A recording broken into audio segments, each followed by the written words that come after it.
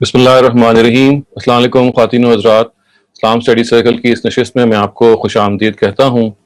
कुरान मजीद से हम इंशाअल्लाह आगाज़ करेंगे। नबी सल्लल्लाहु अलैहि वसल्लम की रिवायत का मुताला करेंगे, बाइबल से कुछ हिस्सा पढ़ेंगे और आखिर में फिर किसी मौजू पे हम डिस्कशन करते हुए आपके लाइव सवालात की तरफ बढ़ते हैं। कुरान मजीद के जिस टॉपिक पर हम आज गुफ्तगू करेंगे ये आपके सामने डिस्प्ले हो रहा होगा। ये कुरान मजीद की आयत है, सूरह हूद की ये आयत है जी, और 114 नंबर आयत है। इसके अल्फाज ये हैं, व अक़िमिस्सलात तरफ़य नहार व ज़ुल्फ़म मिनल लैल इन्नल हसनात युज़हिबुनस सय्यिआत ज़ालिका ज़िक्रा लिज़्ज़ाकिरीन। और देखो ए पैगंबर, इस राह में साबित कदमी के लिए दिन के दोनों हिस्सों में नमाज का अहतमाम करो और रात के अवाइल में भी। हकीकत यह है कि नेकियां बुराइयों को दूर कर देती हैं। ये एक याद दहानी है उनके लिए जो याद दहानी हासिल करने वाले हों। And be diligent in your prayer at both ends of the day and in a portion of the night too. No doubt such good deeds compensate for sins. This is a reminder for those who benefit from reminders. ख़वातीन हज़रात, आप ये देख सकते हैं कि कुरान मजीद ने यहाँ पे जिस तरफ इशारा किया है वो ये है कि नमाज खुद जो है वो बहुत सारी बुराइयों को मिटा देती है। नमाज की जो हैत है, नमाज के बारे में जो उसके औकात कार हैं, नमाज के अंदर जो असल चीज़ कार फरमा है वो, जैसे कि आपको मालूम होगा, वो अल्लाह ताला की याद दहानी है। तो यहाँ अल्लाह ताला हमें ये फरमा रहे हैं कि अगर आप नमाज जो दिन के दोनों सिरों पे कायम करते हैं, तरफ़ मिन नहार व ज़ुल्फ़म मिनल लैल, और इसी तरह से रात को, तो ये वो चीज़ है कि जो ऐसी नेकी है कि इसके नतीजे में आपसे जो छोटी छोटी गुनाह सरजद हो जाते हैं उनको मिटा देती है। इन्नल हसनात युज़हिबुनस सय्यिआत, यानी ऐसी जो अच्छाइयाँ हैं, यानी नमाज की तरफ इशारा करते हुए ये जो छोटे गुनाह होते हैं, सय्यिआत कहते हैं छोटे गुनाहों को, जिनको हम माइनर सिंस भी कह सकते हैं, उनको वो मिटा देती हैं। और इस मिटाने के पहलू से जो कुरान में नमाज का रोल बताया है वो ये है कि अपने अंदर हम बहरहाल इंसान होने के नाते बहुत सारी शॉर्ट कमिंग्स रखते हैं। हम अच्छाई का मकसद रखते हुए सामने, यानी we want to be good, we want to be Payas, we want to be responsible individuals, लेकिन इसके बावजूद गलती हो जाती है, कोताही हो जाती है, इंसान जो है वो बहरहाल भूल चूक जाता है। सो अल्लाह ताला ने ये बिशारत दी है कि अगर हम नमाज में पाबंदी इख्तियार करेंगे तो नमाज खुद असल में उन छोटे छोटे गुनाहों को मिटा देती है। तो ये एक ऐसा आप कह लें बोनस है, एक ऐसी अल्लाह ताला की तरफ से खुशखबरी है, और ये बताती है कि वो नमाज के जो आपको खुदावंद ताला से मुतल्लिक करे, वो नमाज के जिसके नतीजे में आपकी तवज्जुहात जो हैं वो अल्लाह ताला की तरफ मुर्तकिज हो जाएं, वो इंसान को ज़्यादा देर बुराई पे जमने नहीं देती। यानी वो उसके नतीजे में ज़ाहिर है जो दो नमाजों के दरमियान जो वक्फा आएगा उसके अंदर भी अगर कोई कमी कोताही होगी तो अगली नमाज के ज़रिए से वो मिट जाएगी। लेकिन इसका ये मतलब नहीं है कि इंसान गुनाह करने को हनिया मरिया समझ ले और इसको एक लाइसेंस समझ ले। ये एक अलग से तगोदौ है कि आपको बहरहाल नेकी की तरफ रग़बत करनी है। ये वो गुनाह हैं जो कोशिश के बावजूद इंसान से सरज़द हो जाते हैं। आप you want them that you not don't do these things, यानी आप इनका इर्तिकाब नहीं करना चाहते, लेकिन eight times it can not be helped. तो ऐसे चीज़ों के बारे में अल्लाह ताला ये कहते हैं कि वो सय्यिआत, वो छोटी छोटी चीज़ें जो हैं वो खुद नमाज जो है वो ख़त्म कर देती है। और नबी सल्लल्लाहु अलैहि वसल्लम ने इसी तरह से एक जगह पे ये फरमाया है कि नमाज को तशबीह दी है पानी से, और ये कहा है कि देखो, अगर तुम्हारे घर के बाहर एक नहर हो और तुम 5 वक्त उस नहर में नहाओ तो क्या तुम्हारे जिस्म पे कोई मैल बाकी रह जाएगा? तो ज़ाहिर नहीं रहेगा। तो बिल्कुल उन्होंने कहा कि नमाज की भी कैफियत है कि गोया आप एक 5 वक्त खुदा के हुजूर में जब हासिल होते हैं तो वो जो अखलाक का मैल है या वो जो गलतियों का मैल है जो आपके जिस्म से चिपक जाता है, वो भी अल्लाह ताला जो है उसको धो देते हैं। इसको असल में समझने के लिए ख़वातीन बहुत ज़रूरी है कि हम ये जानें कि नमाज अपनी नेचर में जिस जगह से फूटती है, यानी कुरान मजीद में हज़रत मूसा को जब नमाज की ताकीद की गई तो फरमाया कि अक़िमिस्सलात लिज़िक्री, यानी मेरे लिए नमाज का एहतमाम करो या नमाज पढ़ो मुझे याद रखने के लिए। और ये याद रखने का क्या मतलब है? ये याद रखना असल में इस मफ़हूम में है कि खुदावंद ताला ने जब इस कायनात को बनाया और इस कायनात के जो मुख्तलिफ हिस्सों में जो अल्लाह ताला की ब्लेसिंग्स हैं उनकी जो मौजूदगी, और सबसे ज़्यादा हमारे अपने जो फैमिली के अंदर हमारे अपने जो वालिदैन, हमारे एक्सटेंडेड फैमिली, ہمارا اپنی جو زندگی ہے اس کے حوالے سے ہر جگہ آپ کو یہ محسوس ہوتا ہے کہ some one is looking after you, کوئی ہمارا خیال رکھنے والا ہے، کوئی ہمارا نگہبان ہے، ہی از واچنگ اوور اس. اور پھر قدم قدم پہ بہت ساری چیزیں ایسی ہوتی ہیں کہ جس میں انسان ریئلائز کرتا ہے کہ اگر میں یہاں پھنس جاتا تو کتنا برا پھنستا. تو خداوند تعالیٰ کی برکت کی ہوتی ہے بعض دفعہ کہ آپ اس چیز سے نکل آتے ہیں. اس وقت آپ ریئلائز نہیں کرتے، لیکن بعد میں ریئلائز کرتے ہیں کہ خداوند تعالیٰ نے آپ کو بچا لیا. اسی طرح سے اتنی انسان کو یہ احساس اگر صرف ہو جائے کہ جو نعمتیں ہمارے پاس ہیں، جو اس کی عنایات ہیں، اس کا ہمارے پاس کوئی استحقاق نہیں تھا. It's not that we deserve them, یہ پیورلی خدا کی عنایت ہے، اس کا گفٹ ہے. تو جب کوئی چیز گفٹ ہوتی ہے تو پھر اس کا تقاضا ہی ہوتا ہے کہ آپ اس کے شکر گزار بنیں. خدا کو جب یاد کرتے ہیں تو یاد کرنے کا ایک بہت بڑا جو عنصر ہے وہ شکر گزاری کا عنصر ہے. چنانچہ آپ جب نماز پڑھتے ہیں اور نماز میں آپ سر اپنا سجدے میں رکھ دیتے ہیں یا رکوع میں جب آپ جاتے ہیں تو آپ اسی طرح سے ایکنالج کرتے ہیں خداوند تعالیٰ کو کہ اے اللہ تعالیٰ، جو کمی اور کوتاہی میرے سے ہو گئی ہے میں اس کے لیے اپنے آپ کو آپ کے سامنے پیش کرتا ہوں، آپ سے معافی مانگتا ہوں. لیکن آگے میں اب سب سے بڑھ کے اس کا اعتراف کرنا چاہتا ہوں کہ جو کچھ خداوند تعالیٰ آپ نے ہمارے لیے کیا، ہماری زندگی کے لیے کیا، اور محسوس ہوتا ہے کہ جیسے کائنات کی ہر چیز ہماری سروس میں لگی ہوئی ہے، میں اس کا خاص طور سے شکریہ ادا کرنا چاہتا ہوں. تو یہ وہ چیز ہے جب ایک شکر گزار بندہ جب اللہ تعالیٰ کے آگے بار بار حاضر ہوتا ہے تو پھر ایسا کم ہوتا ہے کہ نمازوں کے درمیان اس سے کوئی بہت بڑی کوتاہی ہو جائے. چھوٹی چھوٹی لغزشیں تو پھر بھی ہو جاتی ہیں، لیکن اس کے بارے میں خدا نے خود کہا ہے کہ اگر وہ لغزشیں ایسی ہیں کہ جن کا تعلق اللہ اور بندے کے درمیان ہے تو وہ اللہ تعالیٰ ان کو معاف کرے گا. ظاہر ہے یہاں ان لغزشوں کی طرف اشارہ نہیں ہے کہ جہاں پہ آپ کسی کا حق مارتے ہیں یا کسی کے ساتھ زیادتی کرتے ہیں، کیونکہ وہاں تو قرآن نے وجہ بتا دیا ہے کہ الذین تابوا واصلحوا، یعنی آپ کو ضروری ہے کہ جب آپ کسی کا حق ماریں یا زیادتی کریں تو پھر آپ کو نہ صرف یہ کہ توبہ کرنی ہے، فورگیونیس کے لیے خدا سے ریکویسٹ کرنی ہے، بلکہ اس کے ساتھ ساتھ آپ کو اس کی اصلاح کرنی ہے سچویشن کی، یعنی کمپنسیٹ کرنا ہے جو آپ نے جس کے ساتھ زیادتی کی اس زیادتی کو. نہ صرف یہ کہ اپالوجی آپ پہ ڈیو ہے بلکہ اس کمی کو آپ نے پورا کرنا ہے جو آپ نے دوسرے کے ساتھ زیادتی کر کے اس کے ساتھ کی ہے. سو یہ وہ ایک بہت بڑی نماز کی خصوصیت ہے. نماز کے بارے میں یہ ذہن میں رکھیے گا کہ اللہ تعالیٰ کے ہاں جو عقائد میں توحید کی اہمیت ہے وہ اعمال میں نماز کی اہمیت ہے. آپ جیسے عقیدہ توحید جو ہے وہ ہماری اساسی بلیف ہے، اٹس اے فنڈامنٹل بلیف. بالکل ایسے ہی جو فنڈامنٹل آپ یوں کہہ لیجئے کہ پریکٹس ہے جب ہم خدا کے دائرے میں داخل ہوتے ہیں، دین کے دائرے میں داخل ہوتے ہیں، تو وہ نماز ہی ہے. اور نماز کے بارے میں خواتین حضرات یہ ضروری ہے کہ ہم کیونکہ وقتاً فوقتاً ہم اس موضوع پہ بات بھی کرتے رہتے ہیں، یہ نماز کے اندر وہ ہم آہنگی پیدا ہو، وہ انہماک پیدا ہو. آپ کے اندر ایک انسان ہے جو تڑپے کہ بھئی میرا نماز کا وقت آ گیا ہے تو مجھے اللہ تعالیٰ کے آگے سجدہ ریز ہونا ہے، تو مجھے اب ساری مصروفیات ختم کر کے بلکہ ان زندگی اور دن انسان پلان اس طرح کرے کہ میری فلاں فلاں نمازیں فلاں فلاں جگہوں پہ آئیں گی تو مجھے ان کا اہتمام کرنا ہے. تو یہ جو انسان کی زندگی کا جو سائیکل ہے، خاص طور سے جو آپ کا ڈیلی سائیکل ہے، اس کا نماز کے گرد گھومنا، کہ اگر آپ کو پتا ہو کہ آپ نے باہر جانا ہے تو آپ اس کے بارے میں اندازہ لگائیں کہ میں نے کس وقت پہ کب نماز پڑھنی ہے. اگر آپ کو گھر میں ہونا ہے تب بھی آپ کو پتا ہو کہ میں نے گھر میں بھی بہت سارے کام اور میری مصروفیات ہیں تو میں نے کیسے اپنے آپ کو مینیج کرنا ہے. گویا کہ انسان جو ہے اس کی جو شخصیت ہے وہ اس سے عبارت ہے کہ وہ اللہ تعالیٰ کے ساتھ جڑنے کے لیے بے قرار ہے. تو نماز تو ظاہر ہے وہ فارمل انسٹنسز ہیں 5 وقت ہر دن کہ جس میں آپ خدا سے جڑ رہے ہوتے ہیں، لیکن اللہ تعالیٰ اس کے علاوہ بھی یہ چاہتے ہیں کہ ہم عام اوقات میں بھی خدا کو یاد رکھیں اور ذکر سے، فکر سے، شکر سے خدا کے ساتھ ایک تعلق کو مضبوط رکھیں. لیکن نماز تو خواتین حضرات وہ چیز ہے کہ جس کے بارے میں بہرحال یہ ایک ایکسائٹمنٹ کی طرح کی فیلنگ ہونی چاہیے کہ جب بھی نماز کا وقت آئے ہمیں محسوس ہو کہ we are now going to talk to God, we are now going to be in communion with him, we are now going to express our desires, our wishes in front of him.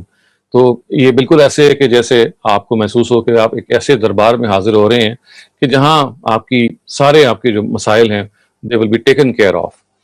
یہ ظاہر ہے جلد یا بدیر تو ہو سکتے ہیں لیکن ایسا نہیں ہو سکتا کہ وہ مسائل حل نہ ہوں. سو یہ وہ ایک فیلنگ آف ایکسائٹمنٹ اور اٹیچمنٹ ہے اللہ تعالیٰ کے ساتھ جو ہمیں اپنی پیدا کرنی ہے، اور وہ نماز میں تبھی پیدا ہو سکتی ہے کہ جب نماز میں توجہ ہماری ہو، نماز کے بارے میں ہم جو اس کا مطلب ہے اس کو سمجھیں. اور یہ میں بارہا عرض کر چکا ہوں کہ نماز کے جو لازمی عربی زبان میں پڑھنے والے اذکار ہیں، اگر آپ کو وہ یاد ہوں، پتہ ہوں، تو بقیہ نماز کو آپ اپنی زبان میں ہی پڑھ سکتے ہیں۔ چنانچہ جب بھی آپ کو تکبیر کہنی ہے، تکبیر آپ ظاہر شروع میں بھی کہتے ہیں، خفض و رفع میں بھی کہتے ہیں، جب بھی آپ نے اللہ اکبر کہنا ہے وہ آپ نے عربی میں کہنا ہے۔ آپ نے سورہ فاتحہ کو عربی میں پڑھنا ہے، آپ نے قرآن مجید کا ایک مقام وہ عربی میں پڑھنا ہے۔ یہ 3 باتیں ہوگی۔ سمیع اللہ لمن حمدہ یہ چوتھی چیز ہے جو آپ کو عربی میں پڑھنی ہے، اور 5ویں اور آخری چیز ہے السلام علیکم ورحمۃ اللہ۔ یہ 5 اذکار ہیں جو آپ کو عربی زبان میں پڑھنے ہیں۔ اس کے علاوہ تمام جو جگہیں ہیں، چاہے وہ رکوع ہے، چاہے وہ سجدہ ہے، چاہے وہ تحیات ہے، ان سب کے اندر ریکمنڈیشنز تو ہیں عربی زبان میں، ظاہر ہے آپ تسبیحات پڑھ سکتے ہیں، آپ تحیات میں آپ کو پوری بات سکھائی گئی ہے، لیکن وہاں پہ وہ ابلیگیشن نہیں ہے کہ آپ کو لازماً اسی زبان میں وہی کلمات پڑھنے ہیں، وہ صرف آپشنز ہیں آپ کے پاس۔ تو ان 5 چیزوں کے علاوہ، ان 5 انسٹنسز کے علاوہ آپ اپنی زبان میں نماز ادا کر سکتے ہیں، جس کے نتیجے میں نماز کے اندر توجہ کئی گنا زیادہ ہو سکتی ہے۔ اس چیز کو ذہن میں رکھیے گا کہ جب آپ نے نماز شروع کی تو جو آپ سبحانک اللہم پڑھتے ہیں اس میں آپ کچھ بھی پڑھ سکتے ہیں، کوئی بھی دعا کر سکتے ہیں، چاہے وہ عربی میں ہو چاہے وہ آپ کی اپنی زبان میں ہو۔ یہی معاملہ جب آپ رکوع میں جاتے ہیں، اور پھر یہی معاملہ جب آپ سجدے میں جاتے ہیں، پھر جب آپ اتحیات میں بیٹھتے ہیں، پھر جب آپ 2 سجدوں کے درمیان بیٹھتے ہیں، تو آپ دیکھیے کہ آپ کے پاس بہت زیادہ ایک لیوریج ہے آپ کے پاس، جہاں پہ آپ آرام سے اپنی زبان میں عبادت کر سکتے ہیں، خدا کا شکر ادا کر سکتے ہیں، اپنی دل کی بات کر سکتے ہیں۔ تو اگر یہ ساری باتیں ہمیں پتہ ہوں تو میرا خیال ہے نماز ایک بڑی انجوائبل چیز بن جاتی ہے، اینڈ یو لک فارورڈ کہ وہ نماز کب آئے اور میں اپنے رب سے اپنی باتیں کروں۔ خواتین حضرات، آئیے ہم اب اپنے اس سیشن کے دوسرے حصے کی طرف چلتے ہیں، جس میں ہم نبی صلی اللہ علیہ وسلم کی روایت کا مطالعہ کرتے ہیں۔ آج جس روایت کو ہم پڑھنے جا رہے ہیں یہ مسلم میں موجود ہے، جو اس کے یہ روایت جو ہے یہ حضرت انس سے ہے۔ حضرت انس جو ہیں وہ نبی صلی اللہ علیہ وسلم کے خادم خاص ہیں۔ اس الفاظ یہ ہیں کہ عن انس ان النبی صلی اللہ علیہ وسلم کان مع احدى نسائه فمر به رجل فدعاه فجاء فقال یا فلان هذه زوجتي فلانة فقال یا رسول اللہ من كنت اظن به فلم اكن اظن بك فقال رسول اللہ صلی اللہ علیہ وسلم ان الشیطان یجری من الانسان مجرى الدم۔ اس کا ترجمہ یہ ہے کہ حضرت انس سے روایت ہے کہ نبی صلی اللہ علیہ وسلم گھر سے باہر اپنی اہلیہ کے ساتھ تھے، آپ کے پاس ایک شخص گزرا تو آپ نے اسے بلا لیا۔ جب وہ آیا تو آپ نے فرمایا اے فلاں یہ میری فلاں بیوی ہے۔ اس شخص نے کہا اللہ کے رسول میں کسی کے بارے میں گمان کرتا بھی تو آپ کے بارے میں تو میں نہیں کر سکتا تھا۔ مراد یہ ہے کہ میں تصور بھی نہیں کر سکتا کسی غیر عورت کے ساتھ آپ یا نامحرم عورت کے ساتھ آپ کھڑے ہوں۔ تو آپ صلی اللہ علیہ وسلم نے فرمایا کہ نہیں، شیطان انسان کی رگوں میں خون کی طرح دوڑتا ہے۔ اور انگریزی میں اس کا میں آپ کے سامنے ترجمہ پھر پڑھ دیتا ہوں کہ انس بن مالک reported that once the prophet was with one of his wives when a person passed by him. So the prophet called him over. The person came to him. At this the prophet said, "Oh you, this is my such and such wife." The person then replied, "O messenger of God, who am I to think in this way? How can I think about you in such a manner?" At this God's messenger replied, "Indeed, Satan is found in a person like the blood that circulates in his body." تو یہ دیکھیے نبی صلی اللہ علیہ وسلم نے کتنی غیر معمولی ہمیں تعلیم دی ہے، اور ان کی جو شخصیت کا جو ایک احتیاط کا جو پہلو ہے، سو کیئرفل، اس کی طرف کتنا اہم ہمیں ایک سبق ملتا ہے، ایک لیسن ملتا ہے کہ نبی صلی اللہ علیہ وسلم ایک گلی میں کھڑے ہیں، ان کے سامنے ساتھ ایک خاتون ہے جو obviously ان کی بیوی ہے، لیکن دور سے ایک آدمی چل رہا ہے، اس کو نہیں پتا کہ کون ہے۔ تو اب اس کے ذہن میں تو خیال آ سکتا ہے، یعنی حالانکہ وہ پیغمبر ہیں، لیکن پیغمبر ہونے کے باوجود دور سے جب آپ کسی کو دیکھیں گے کہ وہ کسی خاتون کے ساتھ کھڑا ہے، all sorts of questions can arise in your mind۔ تو دیکھیں نبی صلی اللہ علیہ وسلم نے کیا کیا، انہوں نے کہا کہ اس سے پہلے کہ کوئی ذہن میں خیال آیا ان کو بلا لیا، ان کا تشریف لے کے آئیں اور یہ کہا کہ دیکھو یہ میری بیوی ہے جن سے میں باتیں کر رہا ہوں۔ تو وہ بھی بڑا حیران ہوا، اس نے کہا جی میں آپ کے بارے میں کیسے گمان کر سکتا ہوں۔ دیکھیے نبی صلی اللہ علیہ وسلم نے کتنی وائز بات کہی اور کتنی سچ بات کہی۔ انہوں نے کہا کہ دیکھو شیطان تو ہر ایک کے پاس ہے، وہ آپ کو ہر طرح کی باتیں سکھا سکتا ہے۔ تو ان الشیطان یجری من الانسان مجری الدم۔ He could have thought, یعنی the person who was just passing at a distance, he could have easily thought کہ بھئی maybe he is having some خدا نخواستہ کوئی نازیبہ طریقے سے کسی خاتون کے ساتھ بات کر رہے ہیں، تو ایک الزام لگ سکتا ہے کسی پہ۔ تو اس کو نبی صلی اللہ علیہ وسلم نے بہت زیادہ اہمیت دی اور کہا کہ دیکھیں بعض دفعہ پرسیپشنز بھی کاؤنٹ کرتی ہیں، یعنی دور سے کوئی پرسیو آپ کر لیں، آپ کو دور سے ایک شبہ ہو جائے اور اس شبہ کو آپ بس اپنے ذہن میں ٹانک لیں گے، بند کر دیں گے، لیکن وہ رہے گا۔ تو یہ کہا کہ دیکھو اپنے آپ کو نا تہمت سے بچانے کی بھی کوشش کرو. اتقوا مواقع تہم ایک اور موقع پہ بتایا گیا ہے کہ یہ جو there are instances in which people can think in a different manner about you. They can blame you of something. They can accuse you of something, even if it is in their own minds. So Prophet thought it, he deemed it very, very جیسے کہتے ہیں نا کہ appropriate to clarify کہ he is not talking to some stranger, but he is talking to actually his own wife. So اس سے ہمیں یہ تعلیم دی ہے کہ اپنے آپ کو اگر آپ 100% ٹھیک بھی ہیں, یعنی ظاہر ہے بیوی سے بات کرنا تو غلط بات نہیں ہے, ہر حال میں آپ یہ الاؤڈ ہے, لیکن اگر کوئی دوسرا آدمی کوئی مختلف بات پرسیو کر سکتا ہے باوجود اس کے کہ آپ تو بالکل ٹھیک ہیں, تو that perception is also something that we should give importance to. اس کو اہمیت دینی ضروری ہے, کیونکہ اس سے ایک ایکسٹرا احتیاط کا پہلو نمایاں ہوتا ہے. یعنی اللہ تعالیٰ کے جو پیغمبر ہوتے ہیں, اللہ تعالیٰ کے جو پیغمبر کے جو فالوورز ہوتے ہیں, ان کو یہ ضرورت ہوتی ہے کہ وہ اپنی زندگی کو بالکل بے داغ رکھیں, امپیکیبل. No one could even think of anything evil about them or bad about them. تو یہ انٹیگریٹی ہے خاص طرح کی, سچ ہائی انٹیگریٹی, کہ آپ اپنے آپ کو اس جگہ پہ فائز رکھیں کہ دوسرا آدمی آپ کے بارے میں غلط خیال بھی نہ کر سکے. یعنی وہ ظاہر ہے ایک تو صحیح خیال ہوتا ہے نا, اس کو یہ بھی محسوس ہو کہ بھئی یہ ایک ایسی چیز کر رہے ہیں جس کے بارے میں ہی لوگوں کو تعلیم تو اور دے رہے ہیں, لیکن بظاہر ایسا لگتا ہے کہ کسی ایسی خاتون سے بات کر رہے ہیں. تو یہ ایک ایسی چیز ہے خواتین حضرات کی شاید اپنی زندگی میں ہم اس پر کا بہت اہتمام نہیں کرتے.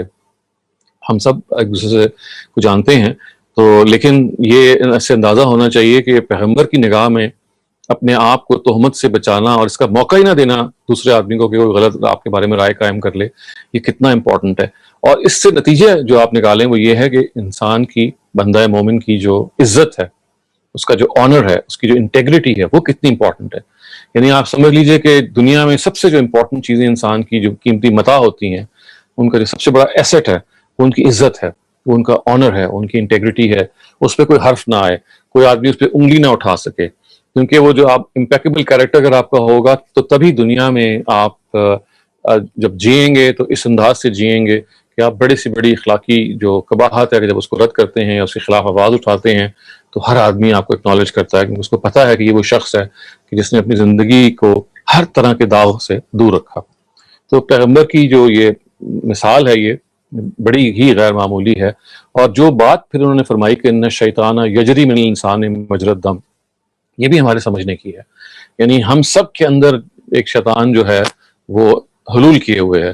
اور لیکن نبی صلی اللہ علیہ وسلم نے اس کو کیسے مثال دی کہ جیسے آپ کے اندر خون گردش کر رہا ہے, the way blood is circulating in your veins, similarly this Satan یا برے خیالات جو ہیں they keep evolving, they keep appearing in your mind, اور آپ کو ہر طرح طرح کی بری باتیں سجھاتے ہیں.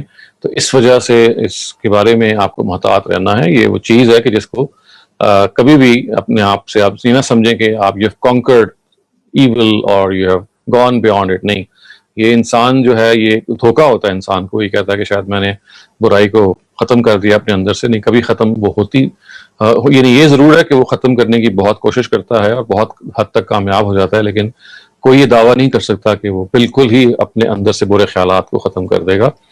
اور برے خیالات ظاہر انسان کو جب آتے ہیں تو وہ پھر طرح طرح کی اپنے ساتھ قباحتیں لے کے آتے ہیں, اس کے بہت سارے ایول ایسپیکٹس ہیں. سو اس چیز کو اللہ تعالیٰ کے پیغمبر نے کتنا زیادہ سٹریس دے کے بیان کیا کہ اپنے آپ کو اس جگہ پہ رکھو کہ لوگ برائی کے بارے میں پرسیپشن بھی آپ سے منسوب نہ کریں. They don't even think that you are a person who can even indulge in these sort of things, even if it is something which is wrongly perceived. So ایک اہم بات ہے جو اللہ تعالیٰ کے پیغمبر نے ہمیں سمجھائی. خواتین حضرات, اب ہم اپنے اس اسٹڈی سرکل کے تیسرے سیگمنٹ کی طرف بڑھتے ہیں. اس میں ہم کتاب مقدس یا بائبل سے ہم کچھ حصہ پڑھتے ہیں. یہ جو میں آپ کے سامنے حصہ پڑھ رہا ہوں یہ بڑا مشہور حصہ ہے بائبل کا, مرقس یا مرقس کی جو انجیل ہے, گاسپل آف مارک. اس کا یہ چیپٹر نمبر 12 ہے اور اس کی جو آیت نمبر 30 ہے. اس کے الفاظ یہ ہیں کہ رب اپنے خدا سے اپنے پورے دل, اپنی پوری جان, اپنے پورے ذہن اور اپنی پوری طاقت سے پیار کرنا. And you are to have love for the Lord your God with all your heart and with all your soul and with all your mind and with all your strength. اپنے پورے دل سے, اپنی پوری جان سے, اپنے پورے ذہن سے, اپنے پوری طاقت سے آپ کو اللہ تعالیٰ سے محبت کرنی ہے، یعنی دل سے، جان سے، ذہن سے. یہ ظاہر ہے یہ جو سارے الفاظ ہیں یہ صرف یہ بتانے کے لیے ہیں کہ آپ کی جتنی بھی فیکلٹیز ہیں، جو بھی خدا و تعالیٰ نے آپ کو فیکلٹیز دی ہیں، وہ سب کی سب اس طرف لگنی چاہیے کہ آپ خدا سے محبت کریں. خدا سے محبت خواتین حضرات یہ ایک ایسی چیز ہے کہ جس کو ہمیں اچھی طرح سمجھنا چاہیے. کیونکہ دیکھیے جب آپ کسی ایسی ہستی سے محبت کرتے ہیں یا آپ کو کہا جاتا ہے کہ آپ محبت کریں جس کو آپ ویژولائز تو نہیں کر سکتے لیکن اس کے بارے میں آپ کو پتہ ہے کہ وہ موجود ہے، اور یہ ایسے ہی سرٹنٹی ہے کہ جیسے جب بھی آپ کبھی دھواں دیکھتے ہیں تو آپ کو پتہ ہے کہ وہاں آگ ہوگی، حالانکہ آپ نے آگ نہیں دیکھی. دور سے اگر آپ کہیں دھواں اٹھتا ہوا دیکھیں گے تو بغیر تکلف کے، بغیر کسی دو رائے کے، ہر آدمی کہے گا کہ وہاں کہیں نزدیک میں آگ لگی ہوئی ہے. کبھی بھی ڈیمانڈ نہیں کرے گا کہ میں جب آگ دیکھوں گا جا کے پھر مجھے یقین آئے گا کہ ہاں وہ آگ ہے اور دھواں اسی سے نکل رہا ہے. خدا کا وجود بھی ایسا ہی ہے، یعنی وہ اتنا قطعی ہے آپ کی اپنی انٹیوشن کے اندر، ہمارے اپنے وجود کے اندر، ہماری اپنی تھاٹس کے اندر.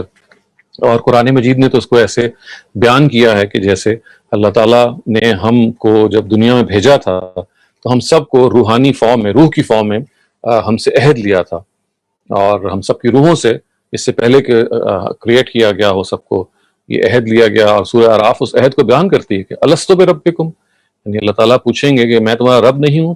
تو سب لوگوں نے یک زبان ہو کے کہا قالو بلا، جی بے شک آپ ہمارے رب ہیں. تو اللہ تعالیٰ کہتے ہیں کہ بس تنہا اسی اقرار کی بنیاد پہ پھر میں قیامت میں آپ سے پوچھوں گا کہ اگر آپ نے رب کو مانا یا نہیں مانا، کیونکہ آپ تو رب کا اقرار کرے گئے تھے میرے پاس سے. تو اگرچہ یہ انسیڈنٹ ہمیں یاد نہیں ہے لیکن ہم یہ معلوم ہے ہمیں کہ ہماری اپنی جو آس پاس کی جو کائنات ہے، آس پاس کی جو سراؤنڈنگز ہیں، آس پاس کی جو انوائرمنٹ ہے، وہ ہم آہنگ ہیں اس چیز سے کہ ایک کسی نہ کسی نے ہمیں پیدا کیا، ہم خود بخود پیدا نہیں ہوئے. تو چنانچہ وہ یاد، یعنی وہ انسیڈنٹ تو ہمیں یاد نہیں ہے لیکن اس کائنات میں ہمارا جو وجود ہے اور اس کائنات کا جو وجود ہے، جب ہم اس پہ غور کرتے ہیں تو انسٹنکٹیولی ہمیں خیال ہوتا ہے کہ ہاں اس کائنات کا ایک رب ہے، اس نے ہمیں بنایا ہے، وہ ہمارے ساتھ نہ صرف یہ کہ اس نے بنایا ہے بلکہ وہ ہمارے ساتھ بے پناہ محبت کرتا ہے. یعنی بے پناہ کا لفظ بھی شاید کم ہے، اس کی محبت اتنی غیر معمولی ہے، اس کی محبت اتنی، جیسے آپ اس کی ایک ادنا مثال یہ ہے کہ اگر آپ فوارہ جیسے آپ دیکھتے ہیں نا، زمین سے وہ گش آؤٹ کرتا ہے، تیزی کے ساتھ پانی نکلتا ہے اور بالکل پھیل جاتا ہے. اگر کوئی تیز فاؤنٹن ہو، اس میں سے تیز پانی نکل رہا ہو، تو ایک بڑی چھوٹی سی تشبیہ ہے یہ خدا کی محبت کی کہ وہ جیسے ایک فاؤنٹن ہے جو بس نکلے چلے جا رہا ہے، اس میں سے پانی ہی پانی ہے اور کبھی ختم نہیں ہو رہا. یعنی جیسے کہ وہ پانی کا ایک ایسا ریزروار ہے کہ جس کے اندر کبھی بھی پانی نہیں ختم ہوگا اور وہ بوچھاڑ کی طرح باہر آئے گا، آپ کو انگلف کر لے گا، اور آپ محسوس کریں گے کہ جیسا سخت گرمی میں ایک پیاسا جب محسوس کرتا ہے، گرمی ہے اور وہ ٹھنڈے پانی کا محتاج ہوتا ہے، تو جو فیلنگ اس کی ہوتی ہے تو آپ کو بھی ایسی ہی فیلنگ ملتی ہے کہ وہ ہر دنیا کی چیز جو ہے اس نے اللہ تعالیٰ نے ہمارے مقصد کے لیے، یعنی ہماری ناز برداری کے لیے لگائی ہوئی ہے. سورج اللہ تعالیٰ نے اگر بنایا تو ہمارے لیے بنایا، کائنات کی جو ذرہ ذرہ ہے اگر بنایا تو ہمارے لیے بنایا، ہماری خدمت کے لیے بنایا. جانور بنایا ہماری خدمت کے لیے، چرند پرند، اس طرح سے جو ہیونلی باڈیز کے علاوہ اگر آپ خود زمین کی چیزیں دیکھتے ہیں، آپ پہاڑ آپ دیکھ لیجئے، آپ سمندر دیکھ لیجئے، آپ دریا دیکھ لیجئے، آپ جو ویجیٹیشن ہے اس کی مختلف قسمیں دیکھ لیجئے، آپ اوشنز کو دیکھ لیجئے، آپ دریاؤں کو دیکھ لیجئے، آپ صحراؤں کو بھی دیکھ لیجئے، ایسا لگے گا کہ ہر ایک چیز جو ہے وہ انسان کی خدمت میں خدا تعالیٰ نے لگائی ہے. تو یہ جب آپ یہ محسوس کرتے ہیں کہ کسی نے آپ کچھ دیا ہے تو امیجیٹلی آپ کا دل چاہتا ہے کہ میں اس کو اکنالج کروں. تو یہ بائبل کی آیت آپ کو بالکل یہی بتا رہی ہے کہ دیکھو جس خدا نے آپ کے لیے یہ کچھ کیا، اور سب سے بڑھ کے ماں جیسی ہستی آپ کو عطا کی، جس ماں کے ساتھ جب اپنے آپ کو آپ اٹیچ کرتے ہیں تو آپ کو یہ محسوس ہوتا ہے کہ جیسے اللہ تعالیٰ نے کوئی اپنا عکس ہے جو دنیا میں اتار دیا، جس کی بے لوث خدمت، جس کی زندگی کا جو ایک ایک لمحہ ہے وہ گواہ ہے کہ اگر کسی چیز کا نام سیکریفائس ہے، اگر کسی چیز کا نام سیلف لیسنس ہے، اگر کسی چیز کا نام بے غرضی ہے تو وہ ماں ہے. تو وہ ماں ہر ایک کو عطا ہوئی کم و بیش. یہ وہ چیزیں ہیں کہ جس کے بعد پھر یہ کہنے کی ضرورت تو نہیں پڑتی کہ آپ کو اپنے اس رب سے محبت کرنی چاہیے کہ جس نے یہ اور یہ کیا، لیکن بہرحال اللہ تعالیٰ کے پیغمبر جو ہیں وہ یاد دہانی تو کراتے ہیں. تو یہاں بائبل میں اس مقام پہ حضرت مسیح نے یاد دہانی کرائی کہ اپنے پورے ذہن سے، اپنے پورے دل سے، اپنی پوری جان سے، اپنے پورے دماغ سے اور اپنی پوری قوت سے آپ خدا سے محبت کریں. کیونکہ یہ خدا سے محبت جو ہے یہ بالکل ایسے ہی ہے کہ جیسے ماں جب آپ کو جنم دیتی ہے، ماں جب آپ کے لیے کیئر کرتی ہے، تو اس کی بہت ساری سیکریفائسز آپ کو نظر بھی نہیں آتی، اس کی بہت ساری عنایات کا آپ کو پتہ بھی نہیں ہوتا. تو لیکن ایک ادنا جو خدا کی عنایات کا جو آپ کہہ لیجیے اگزامپل ہے، وہ ماں کی شکل میں بہت معمولی درجے میں آپ کو نظر آ جاتا ہے. تو بالکل ایسے ہی خدا کی بہت ساری وہ عنایات ہیں جو آپ کو پتہ ہیں آپ اپنے بارے میں، لیکن کتنی ہی ایسی ہیں کہ جن کے بارے میں ہمیں پتہ بھی نہیں ہے کہ وہ عنایتیں ہمیں ملی ہیں خدا کی طرف سے اور ملتے چلی جا رہی ہیں. تو یہ جو خدا سے محبت ہے، یہ اصل میں اس ادراک پر مبنی ہے کہ یہ میرا رب جو ہے یہ سب کچھ اس نے میرے لیے کیا ہے، میری بہتری کے لیے کیا ہے. جو کائنات کا نظام بنایا ہے وہ میرے سکون کو فراہم کرنے کے لیے بنایا ہے. حتیٰ کہ قرآن مجید یہ کہتا ہے کہ میاں بیوی کے تعلق کے بارے میں یہ کہتا ہے کہ وَجَعَلَ بَيْنَكُمْ مَوَدَّةً وَرَحْمَةً، یعنی ہم نے میاں اور بیوی کے اس جوڑے کے اندر محبت اور رافت اور سکون رکھا ہے تاکہ وہ آپس میں مل کے وہ سکون حاصل کریں. تو قرآن کے الفاظ بھی ہیں لِتَسْكُنُوا إِلَيْهَا. تو یہ وہ سکون ہے جس کو آپ کو محسوس ہونا چاہیے کہ اگر صحیح انداز سے ہم زندگی گزاریں تو ہمارا اپنا جو ذہن ہے، ہمارا جو اپنا دماغ ہے، وہ اس سکون کا ایک عمدہ شاہکار بن جاتا ہے. اور یہ سب کچھ اس خدا کی طرف سے ہے. تو وہ خدا جس کی طرف سے سب کچھ یہ ہے اور اگر ہم اس کا ادراک کر لیں، سمجھ لیں، تو یہ ایک آپ سمجھ لیں اس کو کچھ کہنے کی ضرورت نہیں ہے. یہ فل فور it's like a reflex action کہ ایسے خدا سے آپ پورے دل سے، پورے ذہن سے، پوری جان سے، پوری قوت سے محبت کریں گے اور کرنی چاہیے. اور وہ محبت اصل میں پھر ڈھلتی ہے کسی چیز میں، اور وہ کیا ہے؟ خدا کی اطاعت کے اندر.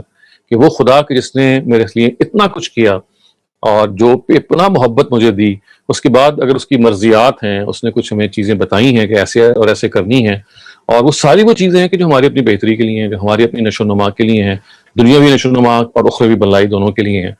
تو یہ محبت کا پھر وہ ایک نتیجہ نکلتا ہے کہ اس محبت جس سے آپ کو ہوتی ہے، اس کی جو مرضیات ہیں، اس کی جو آپ کے بارے میں جو احکام ہیں، ان کے بارے میں آپ خوشی سے ان پہ عمل کرتے ہیں. تو یہ اپنی نیچر میں یہ ایک انسٹنکٹیو تعلق ہے خدا کے ساتھ، ایک امپلسو تعلق ہے خدا کے ساتھ جو ہم سب کا استوار ہونا چاہیے. خواتین حضرات، آئیے ہم اب اپنے اس اسٹڈی سرکل کے جو آخری سیشن ہے، اس سے پہلے کہ ہم آخری طرف بڑھیں، وہ آپ کی طرف میں یہ سوال پیش کر رہا ہوں کہ کیا ہمارے دن کا کوئی روحانی حصہ ہے؟ یعنی do we have a spiritual part of the day? یعنی اس سوال کا اصل میں مطلب یہ ہے کہ ہم سب جو ہیں اپنی زندگی میں ظاہر ہے بہت زیادہ مصروف رہتے ہیں. ہر وقت کوئی نہ کوئی ایکٹیویٹی ہو رہی ہوتی ہے، کوئی نہ کوئی روٹین ہے جس میں ہم سب غلطان ہوتے ہیں. تو کیا ہم نے کبھی اپنی زندگی میں، یعنی یوں سمجھ لیجئے کہ ہماری زندگی جو ہے وہ دو چیزوں سے عبارت ہے، ایک کچھ مٹیریلسٹک نیڈز ہیں اور کچھ اسپرچل نیڈز ہیں. تو یہ جو روحانی حصہ ہے جس کو آپ اسپرچل نیڈز کہتے ہیں، اس کا ایک تو وہ حصہ ہے کہ جس کا ظاہر ہم اہتمام شاید کرتے ہی ہیں کہ جہاں ہمیں کوئی عبادت کرنی ہے، جیسے نماز ہے، یا فرض کیجئے کہ اگر چیریٹی ہے، یا اگر وہ موقع آ گیا ہے کہ ہم نے جانوروں کو قربان کرنا ہے، یا مثال کے طور پہ حج کے لیے جانا ہے. تو یہ ساری وہ عبادات ہیں، وہ تو ہم الگ سے اپنے مقررہ وقت پہ کرتے ہیں یا کرنے کے لیے کوشش کرتے ہیں. لیکن یہاں جو سوال ہے وہ یہ ہے کہ روز مرہ کی جو روٹین ہے، روز میں ہم ایک اٹس لائک اے گرائنڈ، ایک ایسا نا سائیکل یا ایک پہیہ چل رہا ہے، اس پہیے میں ایک پرزے کی طرح گھوم رہے ہیں. تو کیا ہم نے اپنی اس روزانہ کی روٹین میں کچھ ٹائم رکھا ہوا ہے کہ ہم ہٹ کے ذرا تھوڑی دیر کے لیے، 5 منٹ کے لیے، 10 منٹ کے لیے بیٹھ جائیں، اور اس میں جو خداوند تعالیٰ سے ہمارا ایک خاص تعلق ہے جس میں ہم اس سے بات کر سکیں، چاہے وہ لیٹے ہوئے، چاہے وہ آنکھیں بند کر کے، چاہے وہ اگر آپ کسی سواری پہ سوار ہو کہیں جا رہے ہیں. تو یہ وہ اصل میں ایک تھاٹ ہے کہ ہمیں اپنی زندگی میں روزانہ کوئی نہ کوئی حصہ خدا کے ساتھ اس روحانی تعلق کو مضبوط کرنے میں رکھنا ہے. تو کیا ہم نے، آج سوال یہی ہے جس میں ہم ڈسکس کریں گے، کیا ہم نے واقعی اس کا اہتمام کیا ہوا ہے؟ اور اگر نہیں کیا ہوا تو ظاہر ہے یہ ڈسکشن کا مقصد یہی ہے کہ ہم یہ اس کا روزانہ اہتمام کریں کہ ہماری زندگی کے اندر کوئی نہ کوئی ایک ٹائم ایسا آئے، بے شک وہ 5 منٹ کا ہو روزانہ، کہ جس میں ہم اس روحانی تعلق کو اسٹرانگ کرنے میں ایک گاڈ کنیکشن جسے کہتے ہیں نا، خدا کے ساتھ تعلق کو ایک کانشیس لیول پہ، یعنی محسوس لیول پہ ہم اسٹیبلش کر سکیں. تو over to you Maryam. Thank you very much, Dr. Salim. Our first participant is Armaghan Mavia. تو یہ تو ہمارے استاد کرام نے ہمیں یہ سکھایا ہے کہ آپ یہ جو تیسرا کلمہ ہوتا ہے، سبحان اللہ والحمد للہ ولا الہ الا اللہ واللہ اکبر، اس کا بار بار ورد کرتے رہو. اللہ کو مطلب اس کی جو کائنات کی چیزیں ہیں اس پہ آپ غور و فکر کرتے رہو، جس سے آپ روحانیت بڑی پال ہوگی. اس کے بارے میں آپ کیا کہتے ہیں سر؟ کیا یہ طریقہ ہے روحانیت پانے کا، ذکر کر کے اور روحانیت کوئی ایسی چیز نہیں ہے کہ جس کو پانا آپ کو ہے. روحانیت تو آپ کی زندگی کا ایک حصہ پہلے سے ہی ہے، لیکن وہ کیا حصہ ہے؟ آپ کی روح جو ہے اس کو غذا چاہیے، جیسے آپ کے جسم کو غذا چاہیے. تو روحانیت کوئی ایسی چیز نہیں ہے جو آپ نے پانی ہے، وہ روحانیت تو آپ کے اندر موجود ہے. اس کو آپ نے شارپن کرنا ہے، اس کو آپ نے بہتر کرنا ہے.